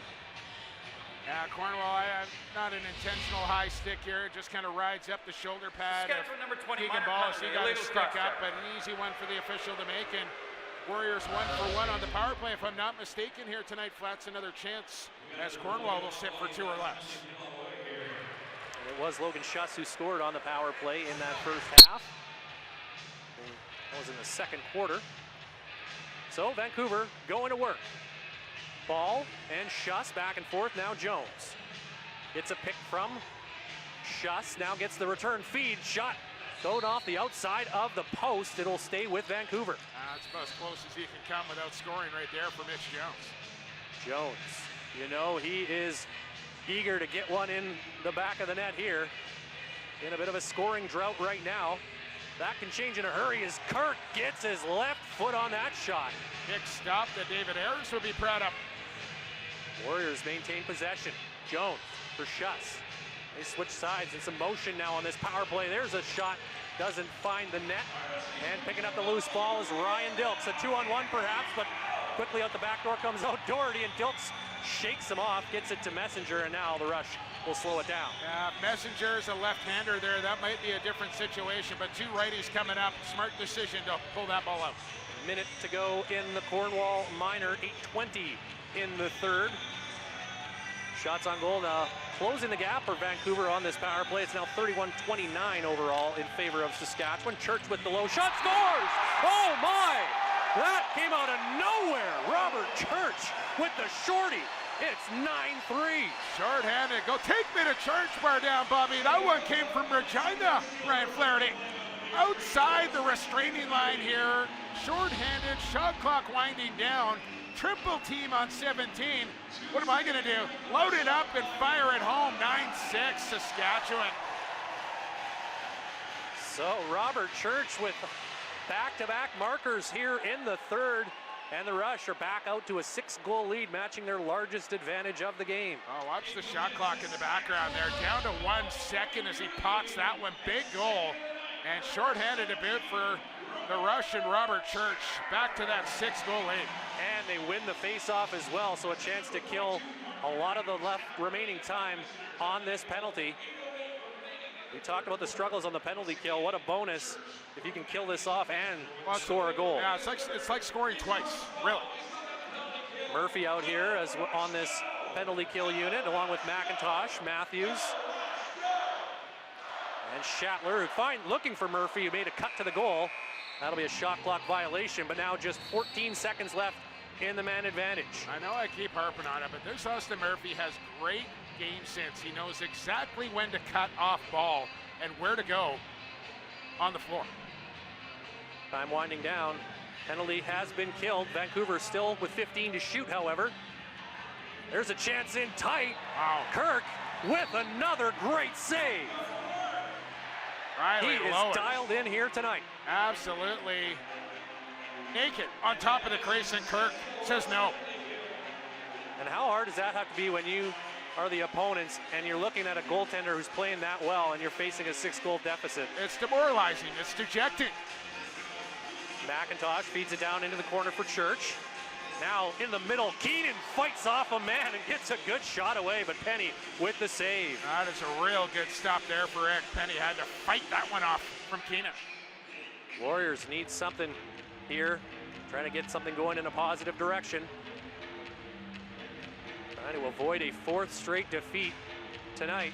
A tall order in a tough building. Look out to your right. There's a chance and a goal. Lyndon Bunio has a pair, and that's a big one for Vancouver. It really is. Lyndon Bunio with his second of the evening stops the bleeding here a little bit for the Warriors as Kirk beat from the outside for the first time here tonight, as they got a little distracted during that play as the Hulk is right beside us here. Flaherty scared me. There's all kinds of characters in this building, Jake. Present company included. Yes. Nice shot there from Bunio.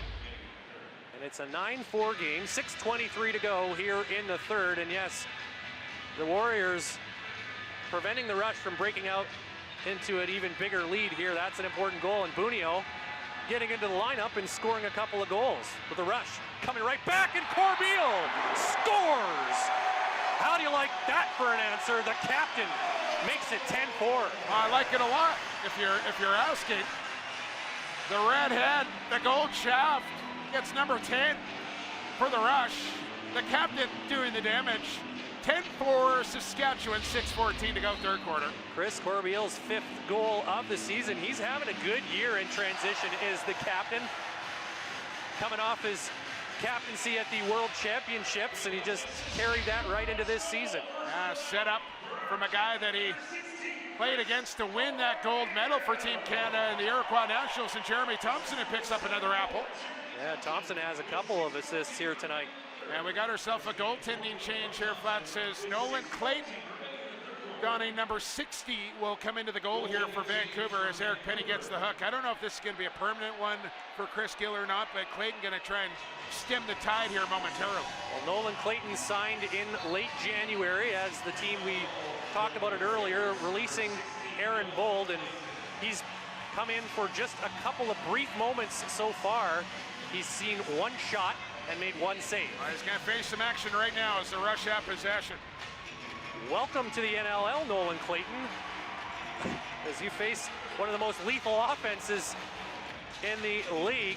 Nice save there on Ben McIntosh. Well, we should probably note that the Rush have hit double digits for the first time at home all season long, and it comes with still 6 minutes to go in the third quarter. Good pick up there, Jake, as McIntosh trying to find a lane, leaves it for Keenan. Penalty call coming up against the Vancouver Warriors. So the Rush with the extra man out. 6-on-5 situation, shot stopped by Clayton. Looked good there. Now McIntosh back for Church on the reset here, as that was a big stop by Clayton. Trying to hold the fort here in the Rush with momentum on their side. Church fires, that deflected. Church sweeps it back though, and another. Smart 30 play. seconds, and now we have an issue because that never hit the net. The shot clock was reset, so the official stopping play, Todd Verbrugge, will head over and have a check. Yeah, this is good officiating here. This way! They are going to keep it Rush possession, but they will adjust the shot clock and run it down here, so they won't have a full 30, but they will have time. Good referee. It'll be 17 on the shot. I think it's going to be 7 seconds, in fact, on the shot clock, is what I think we heard from Tom LeBranch. I think 14 here, Flash. 14, yeah. There we go. All right, back underway here. Under 5 to go in the third, and this is a 6-on-5. Still a delayed penalty call coming against Vancouver. Matthews for Dinsdale. Now Warriors defender without a stick. Matthews shot, misses the net, and the shot clock expires, and now we will get the call. It is looks like a check from behind. It's going to be a power play here for the Rush. It's a final from Long Island. Swarm come back and beat the Riptide. 11-7 is your final. So Black Wolves over the Wings, 9-7. Swarm over the Riptide, 11-7. I get it. As the league's penalty minutes leader, Matt Beers, the Warriors captain, going to the box. So the Rush will go to power play when we return. You're watching the National Lacrosse League on BR Live.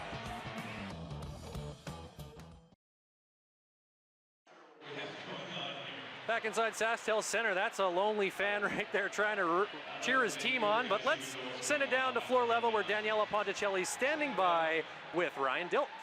Ryan, this is exactly where you want to be right now. Not only a great lead, but defense, offense clicking. First time double digits at home right now for the Rush. How are you feeling? That's crazy, that stat right there, but you know, the boys are feeling good right now, but we've been in this situation before a couple times, and we're putting our pedal to the floor because we're not blowing this one home. We really want this for our fans.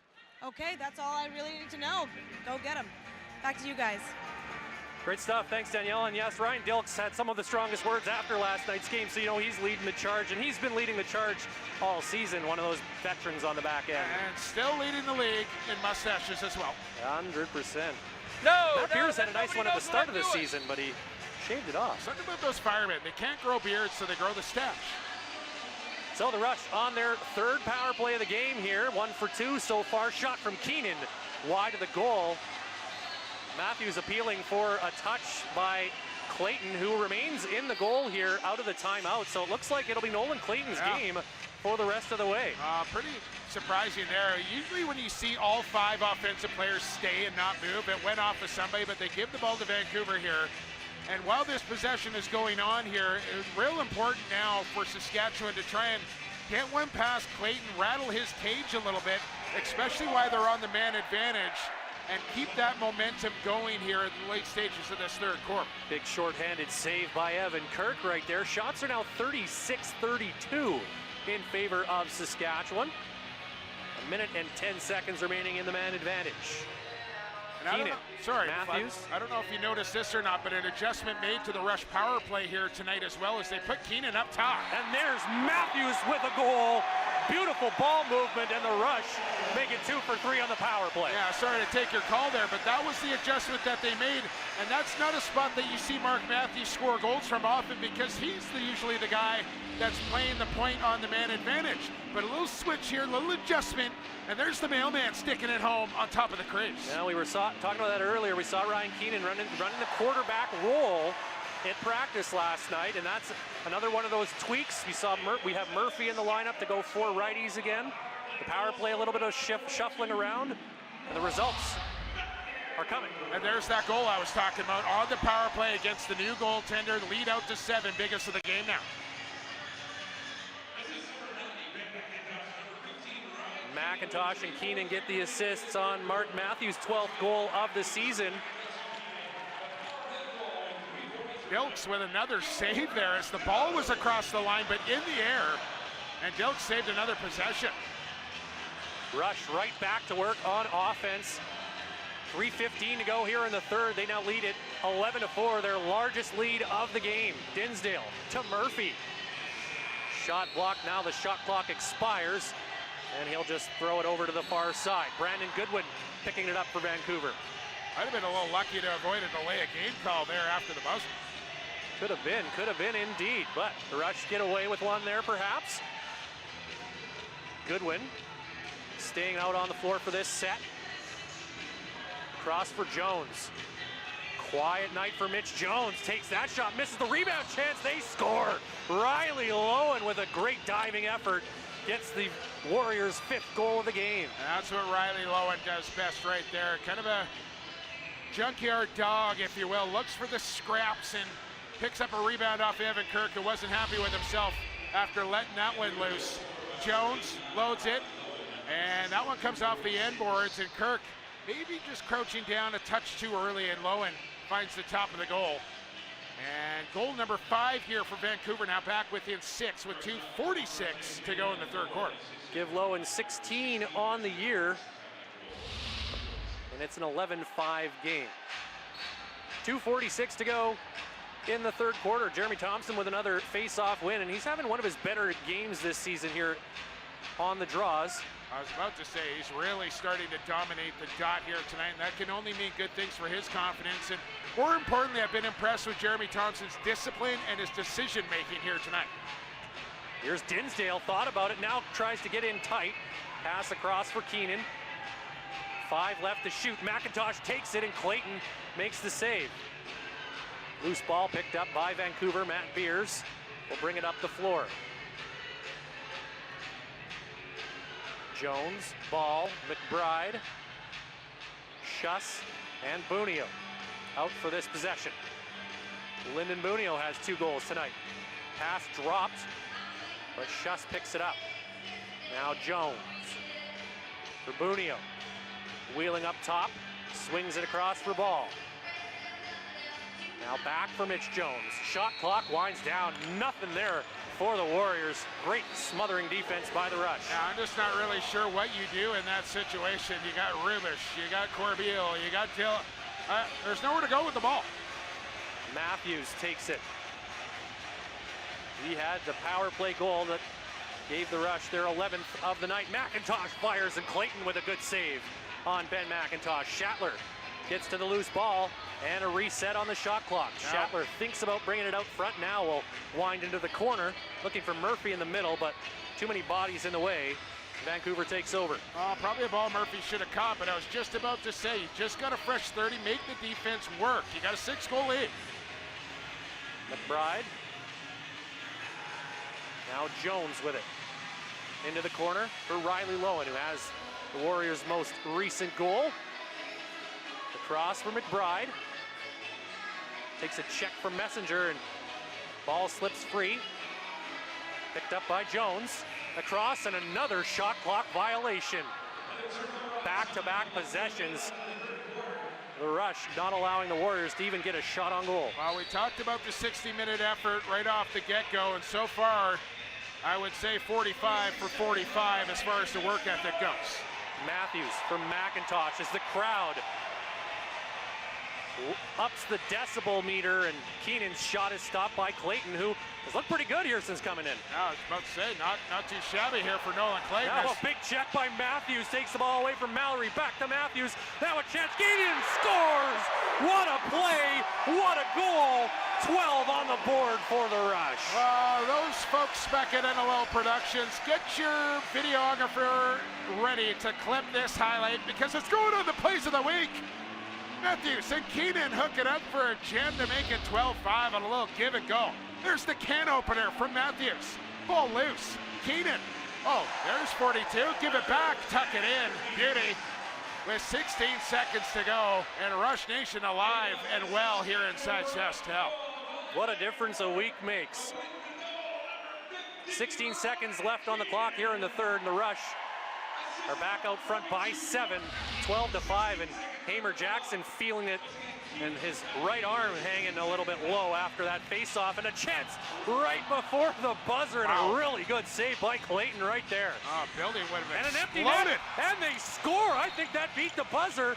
No, they're going to wave it off. Oh, man. I don't know. They might have to look at this again. They will look at it. That was very close to Sam Clare with a perfect shot from center, found the empty net. Kirk had gone to the bench for the extra man, and then was trying to get back in position after that great stop. You can see it here. Clare finds the net, but now they'll have a conversation and perhaps a look at whether or not that will count. Well, and another strange sequence here is it comes right at the expiration of the quarter as well. So I don't know if Vancouver challenges this or not here in the second half. I think we got to go to break. They called it no goal on the turf. So let's go to break. We'll pick it up on the other side when we come back. 12-5 Rush, 45 down, 15 here to go on Saskatchewan. Saturday Night Lacrosse on PR Live.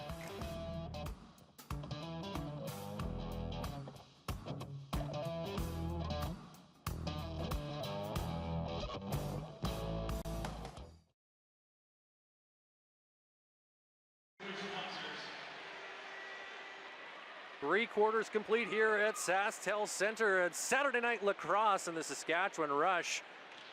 12 goals to the good and 5 for the Vancouver Warriors. 15 minutes to put this one to bed for Saskatchewan. But before we get to the fourth quarter, let's send it down to floor level. Daniela Ponticelli, a lot happened there at the end of the third. What did you see?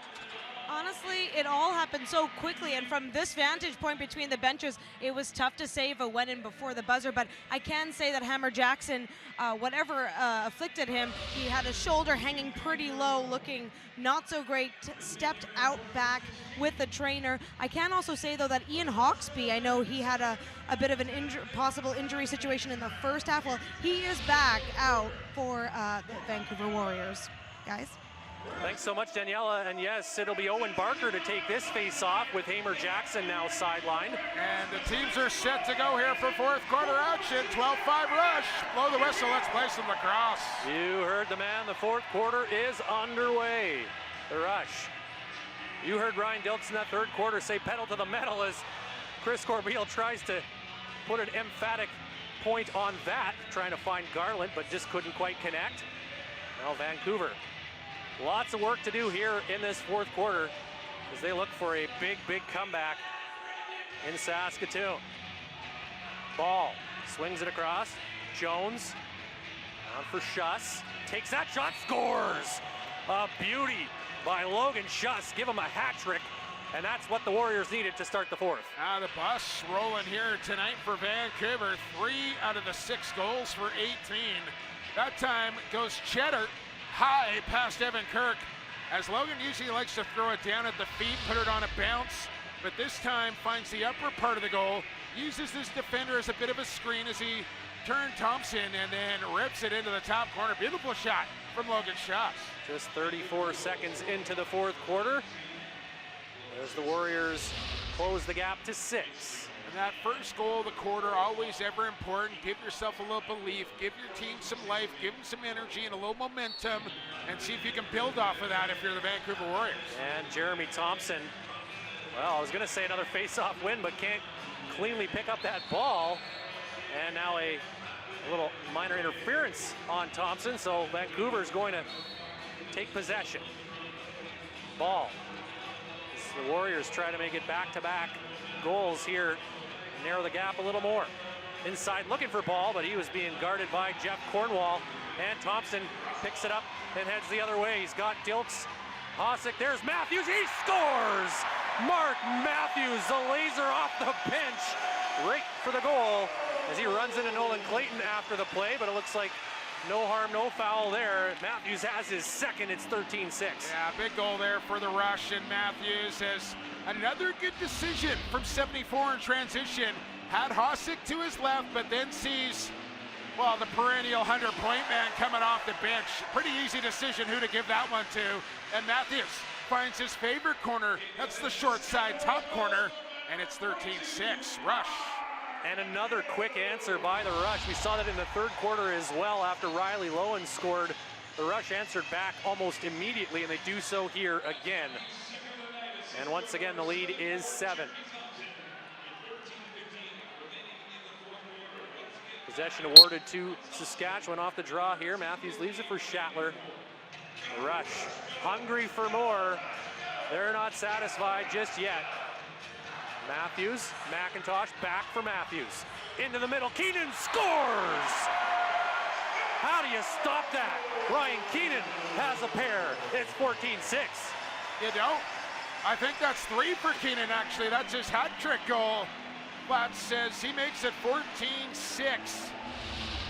Yes, the son of the head coach and general manager as Matthews will serve inside to Keenan down the pipe and beats Clayton cleanly. And floodgates might be opening here. Sorry, Jake, you're absolutely right. It is the third goal of the night for Ryan Keenan.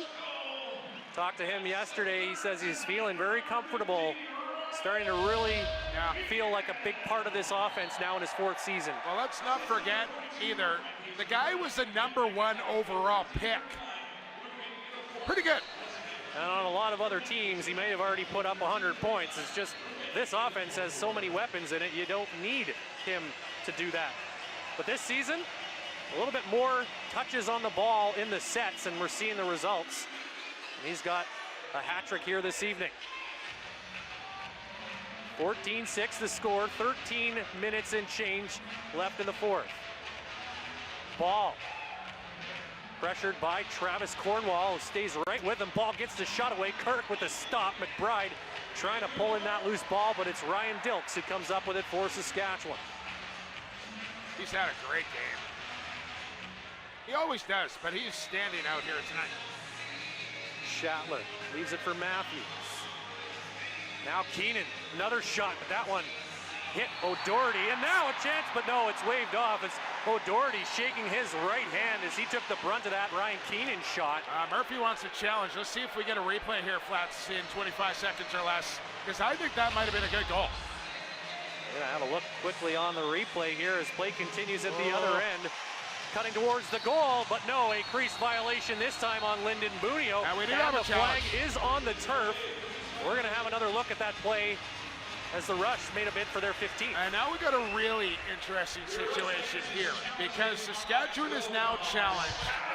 And if this challenge doesn't get overturned, then Vancouver just got a goal called back on a crease violation. Do they want to challenge? Right? They can't challenge if Saskatchewan's goal counts here, of course. But this is a really interesting situation where we could have potentially both teams challenge the same play. Absolutely, yeah. Lots of things just happened in the last few seconds. This has been a very eventful game here. That's exactly what they're talking about down the Vancouver bench now. They're saying, okay, Saskatchewan's challenged. If this goal doesn't count for Murphy, and I think I might have saw a tippy toe on the crease, then I think Vancouver's going to challenge, but I'm pretty sure I saw clearly Lyndon Bunio in the crease. So there's a chance that neither goal is going to count here. So, Todd LaBranch, we'll take a look. And I was busy watching O'Doherty, who had taken had a chunk taken out of it on that shot by Ryan Keenan as we watch right here. Could get a real good look here. Watch the top of the crease, 11 coming in. White shoes, I don't know. Okay, can I get the second foot coming down. That's so cool. We need the overhead on that. Yeah, hard to see. The overhead might tell the story.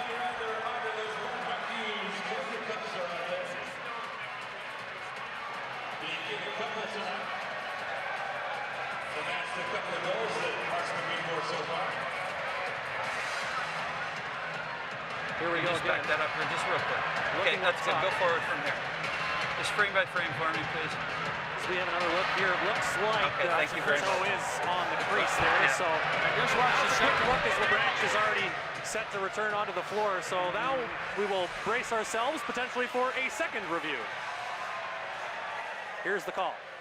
After review, the call on the field is confirmed. Crease violation at this end, another crease violation at that end, green ball. Okay, so Vancouver not challenging that crease call on Bunio, which I think was clearly a crease violation. So after all that, it's going to be Saskatchewan possession. And after all that, it remains 14-6 Rush. 12:28 on the clock. Shots on goal now 45-35 in favor of Saskatchewan. Have opened up a wide margin here once again. And I just want to say here tonight, Ryan, I know the officials have taken a little bit of heat over the last few weeks in the NLL. I think this crew here tonight, led by Todd LeBranch, has done an excellent job officiating this game. Won't get any argument from me on that whatsoever. This has been a lot of fun here tonight, and the fans here are certainly enjoying themselves. McIntosh takes the shot. The Rush did have a win here earlier against Colorado, but that was a nail-biter. I think the fans are feeling a little looser here tonight with an 8-goal lead in the fourth quarter. Only one thing left to do here tonight, Flats. Let's win the 50-50. The Warriors, though, looking to flip the script here. Pull a Thunderbirds on the Rush. Down low. Can't believe he just went there. Lowen cuts inside. Can't get to the net, though, and there's another shot clock violation. We've seen a lot of those here tonight. I want to say that's at least a handful of 30-second expirations, courtesy of the Rush defense. Ryan Keenan for Mark Matthews. Time now very much on the side of the Rush. And the mortal enemy of the Vancouver Warriors. Matthews takes the shot. Clayton with the save and hangs on. Squeezing that 7-hole close. Quickly up the floor. Sam Clare with it. Now for Bunio. Getting close to getting his third moments ago. He and Ryan McLean, former teammates in junior. Bunio for McBride. No room in the middle. Great stick by Cornwall. Knocked down that pass intended for Bell. Loose ball in the corner. Huge collision. Ball thrown at the goal from the corner, and it does hit the side of the post, so a reset on the shot clock, and now possession will be awarded to Vancouver. I think Saskatchewan complaining that shot came from below the goal line, but I believe it was above the line, and that's why they got the reset. So Lowen sends it down for Bunio. Back to Lowen. Bunio cutting towards the goal. Messenger all over him. Ball now with it.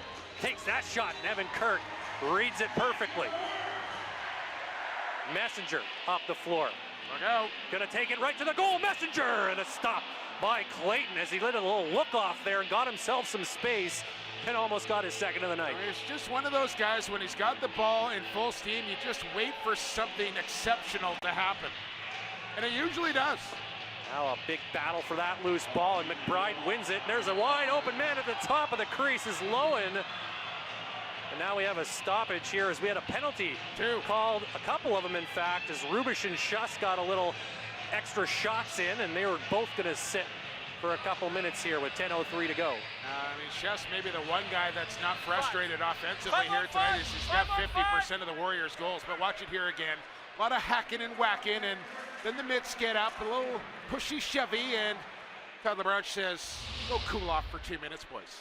And I know this is something you would like to see 4-on-4 lacrosse here, Jake. I would. I think that's something that the league and the rules committee should look at. Take off the manpower, open it up a little bit. But we are 5-on-5, and the Warriors have the ball. Under 10 to go here in the fourth. Kirk with another stop. Rebound coming up high. Kirk tracks it down. He's seeing the ball so well tonight. Calm, cool, collected, and making him work tonight is Evan Kirk. He has now made 33 saves on 39 shots.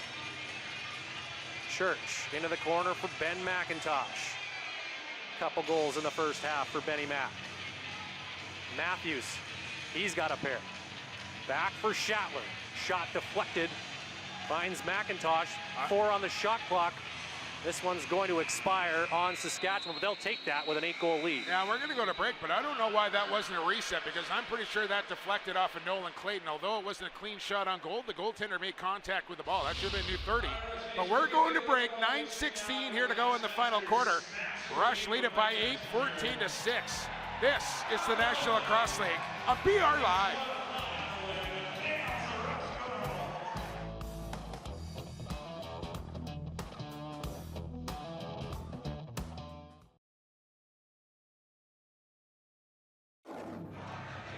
Welcome back as the Saskatchewan Rush lead the Warriors 14-6, and we're taking a look at some of the work by Austin Murphy in his first ever home game with the Rush. I mean, what do you do here if you're Jeff McComb and Derek Keenan? You got Connor Robinson sitting out tonight, but you tell me, is 11 coming out of the lineup next game? I don't see how you can take him back out after the way he's played here this evening. Certainly a good problem for the Rush to have with options there. I know you and I were both very impressed with Murphy in Philadelphia a couple weeks ago, and he's followed it up with another strong effort here in his home debut. Well, and you just add to the fact that this Rush has predominantly been a righty-strong team since really the inception, and they tried to flip it to the left-hand side. Not that it hasn't worked, but it just works better when they go righty-strong. Seems to be the case as the Rush have 14 on the board here tonight, their highest output at home. Now a chance for Murphy, and he is robbed by Nolan Clayton. Great stop there. I mean, he could have 3 or 4 tonight easily. He's had some really good looks. And there was another one, courtesy of the mailman. Ball. Winds his way up top. Jones through Evan Kirk. And Jordan McBride gets on the board. It's 14-7. It just gives you an idea on how well Evan Kirk is playing. That is a really difficult stop to make, and he almost made it. That thing had to trickle home to get into the back of the goal. So that's not the worst goal to give up there from Evan Kirk. That's a really good shot from McBride. Good ball movement as well. And Kirk almost made the stop, but it trickles in. And we got a football score now here, Flats. 14-7 with 8.5 to play. 8:31 exactly on the clock, and it is a 14-7 lead. Interestingly enough, that was the final score for the Warriors last week on the losing end against the Georgia Swarm. Speaking of the Georgia Swarm, 2 weeks from tonight, or back here at SaskTel, Georgia's Brody Jenner coming to town, Flats, and the Georgia Swarm on the 20th. A Friday night game, the only one here on the schedule in Saskatoon this season. The Prairie Battle sets off next week, though, as the Rush are in Calgary. And then they got that home and home coming up in April, too. Roughnecks and Rush. That's going to be a lot of fun. Yeah, that's going to be tons of fun. And, of course, the old Rush Hulk road trip going to Calgary next weekend. That's a Friday game as well. Friday the 13th, who knows what's in store. Full moon that night as well, I'm told. Another stop by Kirk, and here comes Jeff Cornwall back the other way. Has options. There's Dilks with the take stop, and a behind-the-back attempt by Cornwall. Almost found the top corner. My. That would have been pretty. Warriors running out of time here, down 7 with 7.5 to go. 3 busloads full of Rush fans heading for Calgary next weekend. Cowtown, you have been warned. Yes. McBride pass is deflected by Ryan Dilks, and Jeremy Thompson, who's probably had his best game of the season. Games I've ever seen Jeremy Thompson play, and I'm not exaggerating. He has played really well. He's got 3 assists as well by my count, so he's doing it at both ends of the floor. But again, for me, it's the discipline and the decision-making that has been the key for 74. Matthews down for Schattler. Cross, looking for the goal, they score! What a play! Ben McIntosh has a hat trick, and the Rush have 15. That was ridiculous from 90. Watch how quick this thing is in and out of Ben McIntosh's stick. Lightning. There's no chance for Clayton. Watch it. Down low, Schattler sees the cut, and whammo, into the top corner. That is perfect. Barely even in the pocket. It honestly caught me off guard. It looked almost like a deflection into the goal. That's how quick McIntosh got it off. You've got to feel a bit for Nolan Clayton, too, getting thrown in here and having to face this kind of onslaught. He's doing his best. But the Rush are a determined bunch here tonight. Another clean win for JT. Under 7 to play now. It's an 8-goal lead for the Rush. For anyone that hasn't been inside SaskTel Center either, when the player introductions go down, it's Jeremy Thompson that gets the loudest ovation every single time. Murphy across for Schattler, shot blocked by Beers. Beers down to the turf, and so goes Schattler awkwardly into the boards, but he doesn't look like he's any worse for wear. The KG vet, couple of KG vets going toe-to-toe right there. Yeah, couple of Warriors for sure, no pun intended. Beers and Schattler exchange a few words on the line change. So the Warriors trying to dig themselves out of this hole. Cross for Keegan Bell, he shoots, and Kirk makes the stop. And we didn't really talk about it much tonight, Jake, but the Warriors also missing some pieces on the back end with no James Ray, no Justin Salt. So definitely the odds kind of stacked against them here tonight, especially with the Rush coming off that loss last weekend. Hawksby back out there as he's just going to draw a penalty here on Schattler. But you're right, and up front they really missed Joel McCready. He's kind of that grinder guy on the right side that does all the things that Bunio is doing tonight on the left. And Bunio now has the ball with the delayed call coming against Saskatchewan. Schuss with it, 10 on the shot clock. 5.5 to go in the fourth. Ball across, looking back for Keegan Ball. The shot clock is going to expire here, and we will get the call, and the Warriors will get their third power play of the game, and it looks like Jeff Schattler's headed to the box. Schatt's not a guy that takes a lot of penalty time either, but he'll take 2 minutes here, and Warriors 2 for 2, might up 1 for 2 on the power play here tonight. So Saskatchewan number 77, minor if penalty the tripping. Rush can improve their percentage here on the penalty kill, as Schattler will sit for 2 or less with 5:18 here to go in this final quarter. So now for the Rush, it's let's kill a penalty. They've killed 1, and if they can make it 2 for 3 tonight, they'll have to feel pretty good about that.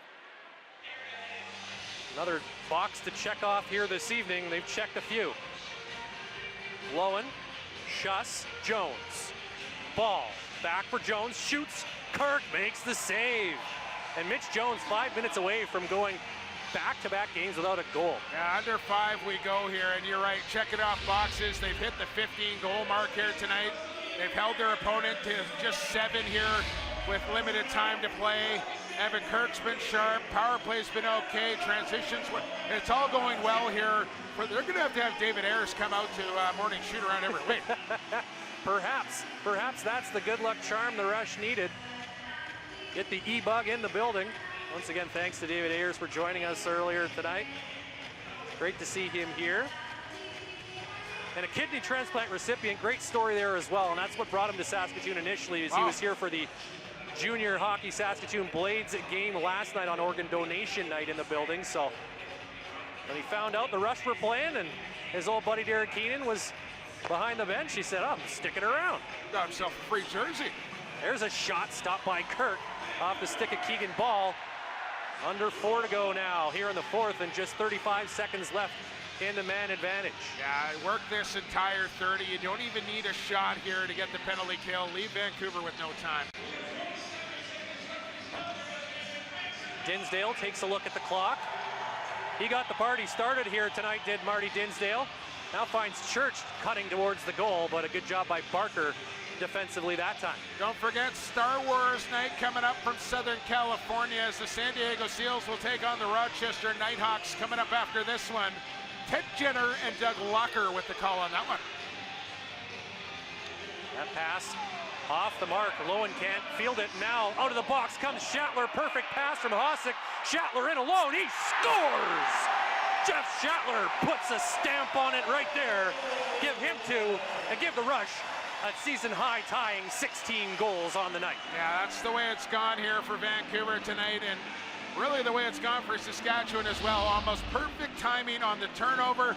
The black shoes of Hossack finding Schattler out of the penalty box at the perfect time. And Schatz tucks it past Clayton to make it 16-7. That's just not really fair. A 15-year vet against a guy who's played about 12 minutes in the National Lacrosse League. Bit of a mismatch. What a career for Jeff Schattler, and still productive years ahead. And Schattler, he was in on 3 of the first 4 goals of the night, really helped get this offense rolling tonight, and they really haven't slowed down at all. Second quarter, they only got 1, but rest of the night, it's been all rush.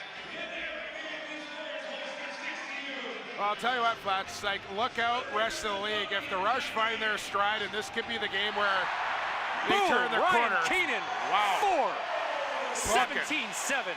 So, I think this is a statement game here for Saskatchewan to kind of put the rest of the league on notice. Hey, we're still pretty good, and we've come to play here tonight. Watch out the rest of the season. And with a lot of divisional games coming up for Saskatchewan, the Western rivals will be watching this one very closely. Pound your chest. 17-7. A season high, home or away for the Rush. Might be a 10-goal cushion here with 2:42 to go. I think the decision desk is going to call this one. Well, I want to say that might be Keenan's first 4-goal game of his career. Not I think positive it might on be. that, but I think it might be. I think it might be.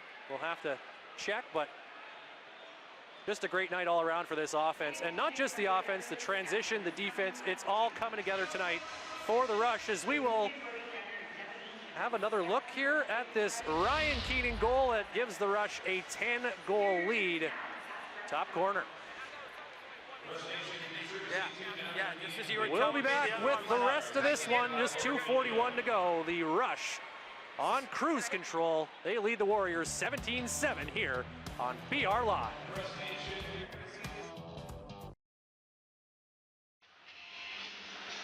Time now for our play of the game, presented to you by Geico, and it came in the first half, and Mike Messenger with the big hit and the goal. I don't know. There's no stopping the hammer. When he gets rolling downhill, Logan Schuss will be on a highlight reel for a couple of weeks to come for sure. And Messenger reared back with everything that he had after knocking Schuss down and pumps that thing into the back of the net for the Geico play of the game.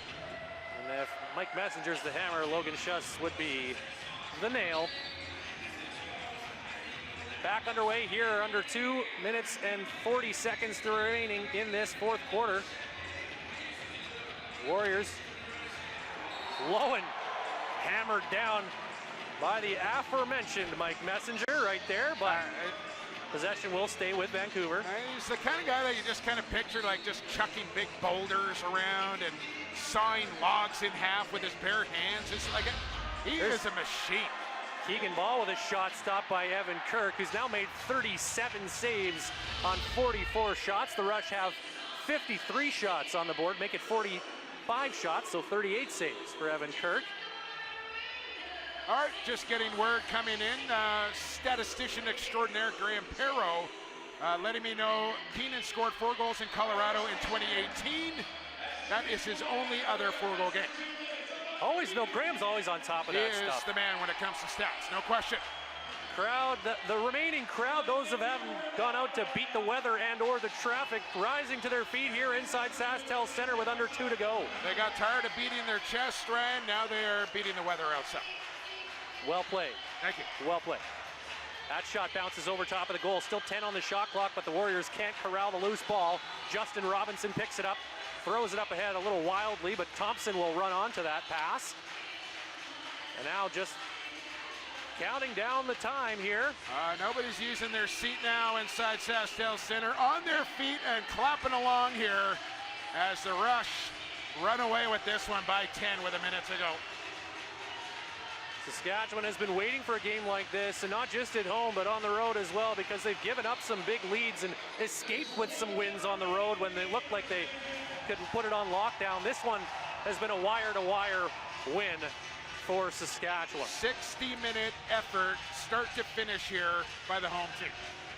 See if Vancouver can get one more late here, but can't get a goal if he can't get a shot. Matt Hossack takes it away. Jeff Cornwall back up the floor, has Schattler with him. Schattler takes it to the goal, off the post. Man, looking for 18 there. That looked really good. Schattler thinks it's in, and he wants a challenge. We're under 2 minutes to go here, but in a 10-goal contest, I don't think they were going to review it because it wasn't a goal, but I kind of think they should have a look at it. Love the competitiveness there from Schattler. Wants him to look at it. They're up 10 in the final minute. Looking for ball behind the back, and it is blocked by Chris Corbeil. Bunio in the corner. 10 seconds to go. Let the fans take it home. Here is ball stonewalled by Evan Kirk. One final roar from the crowd. The Saskatchewan Rush with a statement here tonight.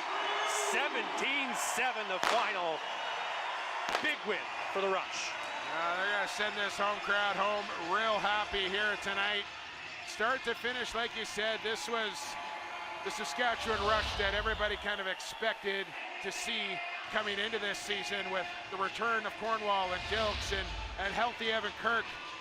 Took a while for the motor to get going, but it was firing on all cylinders here tonight. So many different things we could talk about, but let's just start with that offense, because of course we talked about it off the open. They hadn't reached double digits in their first 4 games here at home.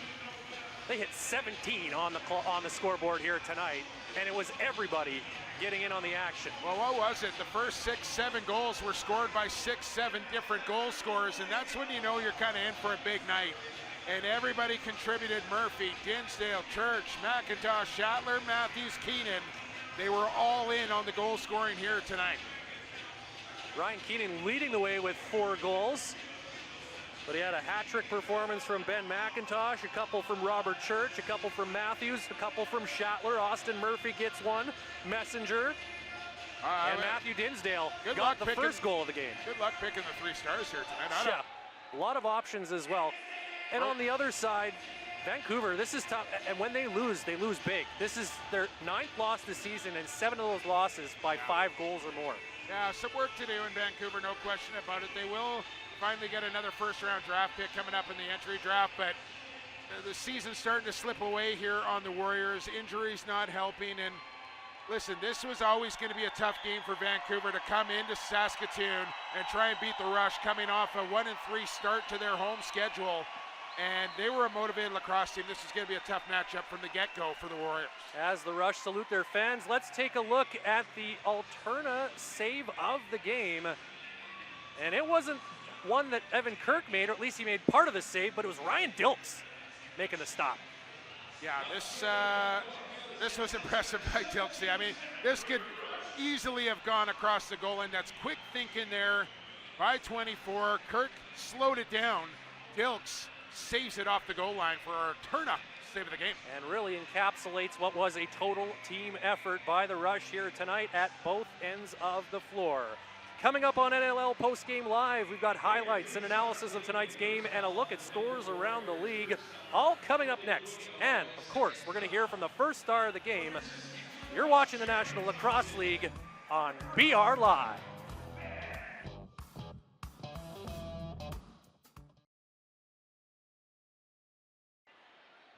Back inside SaskTel Center as we put the wraps on a emphatic 17-7 victory by the Saskatchewan Rush over the Vancouver Warriors. And a guy who played a big role in the win tonight is the first star, Ben McIntosh, and he's standing by at floor level with Daniela Ponticelli.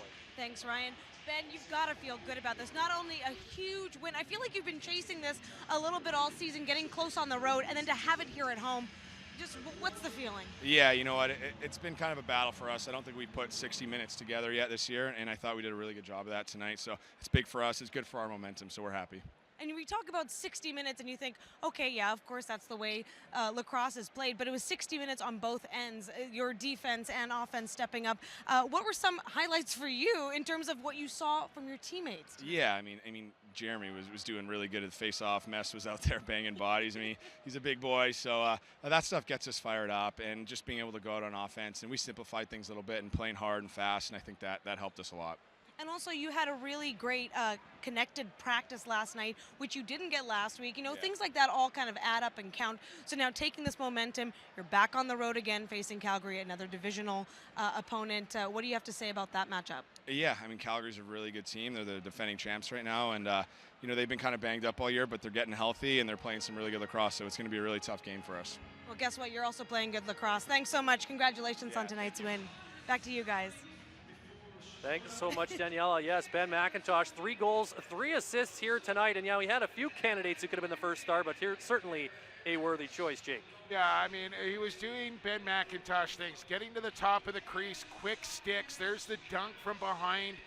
Ben McIntosh, when he's effective, does not need the ball in his stick for very long. And 3 of his goals here tonight, all 3 of them, the ball was in his stick for less than a second. A dunk and 2 quick sticks, and that's when he is at his best.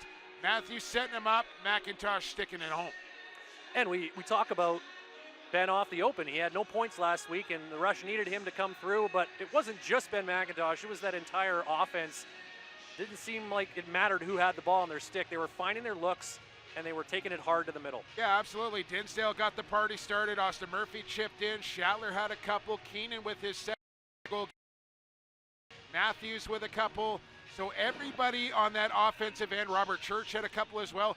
All 7 of those guys chipped in offensively tonight, and that's when the Rush are at their best, when everybody's contributing, and you see the results, 17 Genos. We've got a new feature here in NLL Postgame Live, and that is our Geico Plays of the Month from around the National Lacrosse League. So before we wrap this one up, let us take a look at those.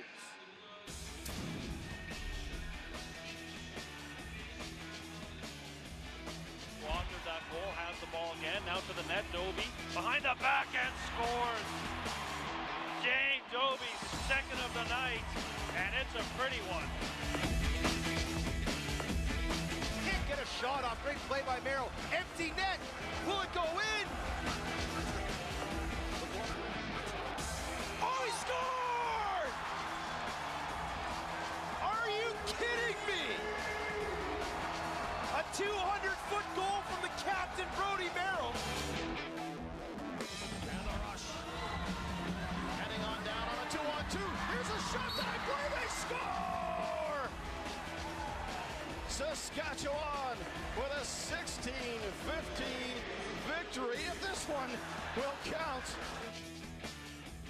Church for McIntosh.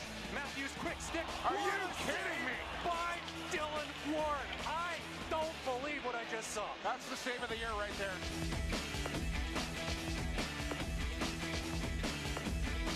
With possession, 2 game-winning goals this year. He dips under, looks for another, give off to a teammate. This is Doby. Dane Doby scores! Welcome back, Dane Doby. Take a look at this replay of Dane Doby. Do it to him, Dane. Some pretty good highlights from the last month here in the NLL. We had some pretty good highlights here tonight. A lot of great goals, and one of the great hits and goals that we've seen in this building this season. Jake Elliott, Ryan Flaherty alongside to wrap this one up. The Saskatchewan Rush, wire to wire, 17-7 winners over the Vancouver Warriors, and we were just talking about it. Definitely their most complete effort of the season. Yeah, absolutely. No passengers here tonight for the boys in green. It started with Marty Dinsdale getting the boys off to a good start. They were up 6-1 before you knew it, and then Vancouver chipped away. They got within 4 at halftime, but then Robert Church, right out of the gates to start that third quarter, planted that seeded out in Vancouver as he gets a quick goal in transition, and Saskatchewan never really looked back. Evan Kirk was sharp. The discipline was good. Great decision-making in transition as well, and like you said, a well-balanced attack on offense. All 7 guys chipping in. Ryan Keenan with a big night, 4 goals, and Benny Mack with 3 and 3. Everybody getting in on the fun, and the Rush, how good does that have to feel for them, really getting an emphatic victory here at home, because their only other one, well, it was a nail-biter. They played pretty well against Colorado, but this is one they can really look back on and say, hey, we can do this. Now let's start doing it week in, week out. Yeah, I think that was the message, right? It was all business coming in here this weekend. They wanted to play a full 60 minutes and then see where the chips fall. And when that team does that, they play full 60, that's the result. They get 17 goals here tonight. They hadn't eclipsed the 8-goal mark or 9-goal mark here on their home floor all season long through 4 games, and that's just not like them. So when they flip the switch here and play like that, 17 goals is the result, and an absolute beatdown of Vancouver here tonight. There's no other way around it. Yeah, and then on the side of the Warriors, this is a tough one for them as well, as it's their 4th consecutive loss. They now drop to 4-9 on the year, and obviously missing some pieces again here tonight, especially on the back end, but long road ahead for the Warriors as they're still last in the West. Yeah, tough. I mean, they come off that Georgia loss at home, and they just so happened to run into a Rush team that was determined to put their best foot forward here tonight. So it was going to be a tough task for the Warriors coming into Saskatoon. Saskatchewan coming off a loss on their home floor. You knew they wanted to turn that around, and they just kind of took it out on Vancouver here. They will see each other once more. It will be the season finale in Vancouver at the end of April. It will be interesting to see where both teams are sitting at that point in time, because, of course, it's now looking ahead to the playoff race. We're now into the second half of the season. The Rush doing themselves a big favor here tonight as they improved to 7-3. They came in with a game-and-a-half lead in the West. They're not going to lose any of that ground with this victory tonight. Yeah, now they head for Calgary next Friday night, and I can't wait for this matchup. Calgary and Toronto tomorrow for an Alberta Cup matchup as well. So now the Rush move to 2-1 in the Alberta standings. Vancouver 0-3. Toronto, I believe, 2-0 or 3-0. So Alberta Cup standings starting to take shape a little bit. The other two guys I want to mention here tonight, Flash, before we let you go on who, when, and why, is Jeremy Thompson, who was second star here tonight, was exceptional in the face-off dot, and I mentioned it a couple times in the broadcast that I thought his discipline, he's been known to take a few bad penalties throughout this year, and his decision-making, maybe trying to force things and do things that are kind of out of his realm. And I thought he was great in his decision, his discipline, and great in the face-off circle. And Lyndon Bunyo for the Vancouver Warriors, I thought really stood out for me here tonight, doing the dirty work and then getting a couple goals as well. And let's give a little bit of love to Nolan Clayton as well. It wasn't the result that the Warriors wanted, but he got in and got to play a little bit against the tough Rush offense. Held the fort as best as he could in relief of Eric Penny, but it was hard to slow down the Saskatchewan Rush train on this Saturday night. The Hulk got him fired up before the game even got started, and then the Rush helped their own cause with a quick start out of the gate. 6 goals in the first quarter. Yeah, a really good start, and then they kept their foot on the pedal, and that was the key. They got out to quick starts before, but then kind of let their foot off the gas and let teams get back into the game. They did not do that here tonight, and the score speaks for itself. We haven't touched on it much at all, but the Rush also making a little bit of progress on the penalty kill as well tonight. They killed 2 of 3. It's a small sample size, but that's encouraging as well. And they get a couple power play goals, which they hadn't done much of scoring on the power play at home either yet this season. So really checking off a lot of boxes. Yeah, you're looking for some nitpicking things to kind of look at. Like, I can't find one. I don't want to say it was the perfect lacrosse game, because I don't think there's any such thing, but it was about as close as you could get to a prime performance here by the home team. Both teams will be back in action on Friday. The Rush, as mentioned, going into Calgary for their first of 3 meetings with the Roughnecks. The Battle of the Prairies getting renewed next Friday. And the Warriors, they'll be back on home turf for a divisional battle of their own. They're going to take on the San Diego Seals, and that almost becomes a must-win for Vancouver with just 5 games left on their schedule. Yeah, they gotta get some wins going if they want to keep their playoff hopes alive. We take a look at some of the stats from tonight. It was a lopsided victory for the Rush. Logan Schuss doing a pretty good job offensively for Vancouver, but hard to contend with 9 points from Mark Matthews, 7 from Jeff Shatler. We had 6 from Ben McIntosh. Ryan Keenan scored 4 goals. Mitch Jones, back-to-back games without a goal. He did get 6 assists here tonight. Yeah. Stat night for sure for a lot of guys here, and that'll feel good. Absolutely. Well, that will pretty much do it here for us from Saskatoon. Glad you could be with us on a Saturday night. It was a lot of fun inside SaskTel Center for the fans in green. The final score, once again, 17-7 Rush over the Warriors. On behalf of Daniela Ponticelli, Jake Elliott, I'm Ryan Flaherty. Thank you so much for watching. This is the National Lacrosse League on VR Live.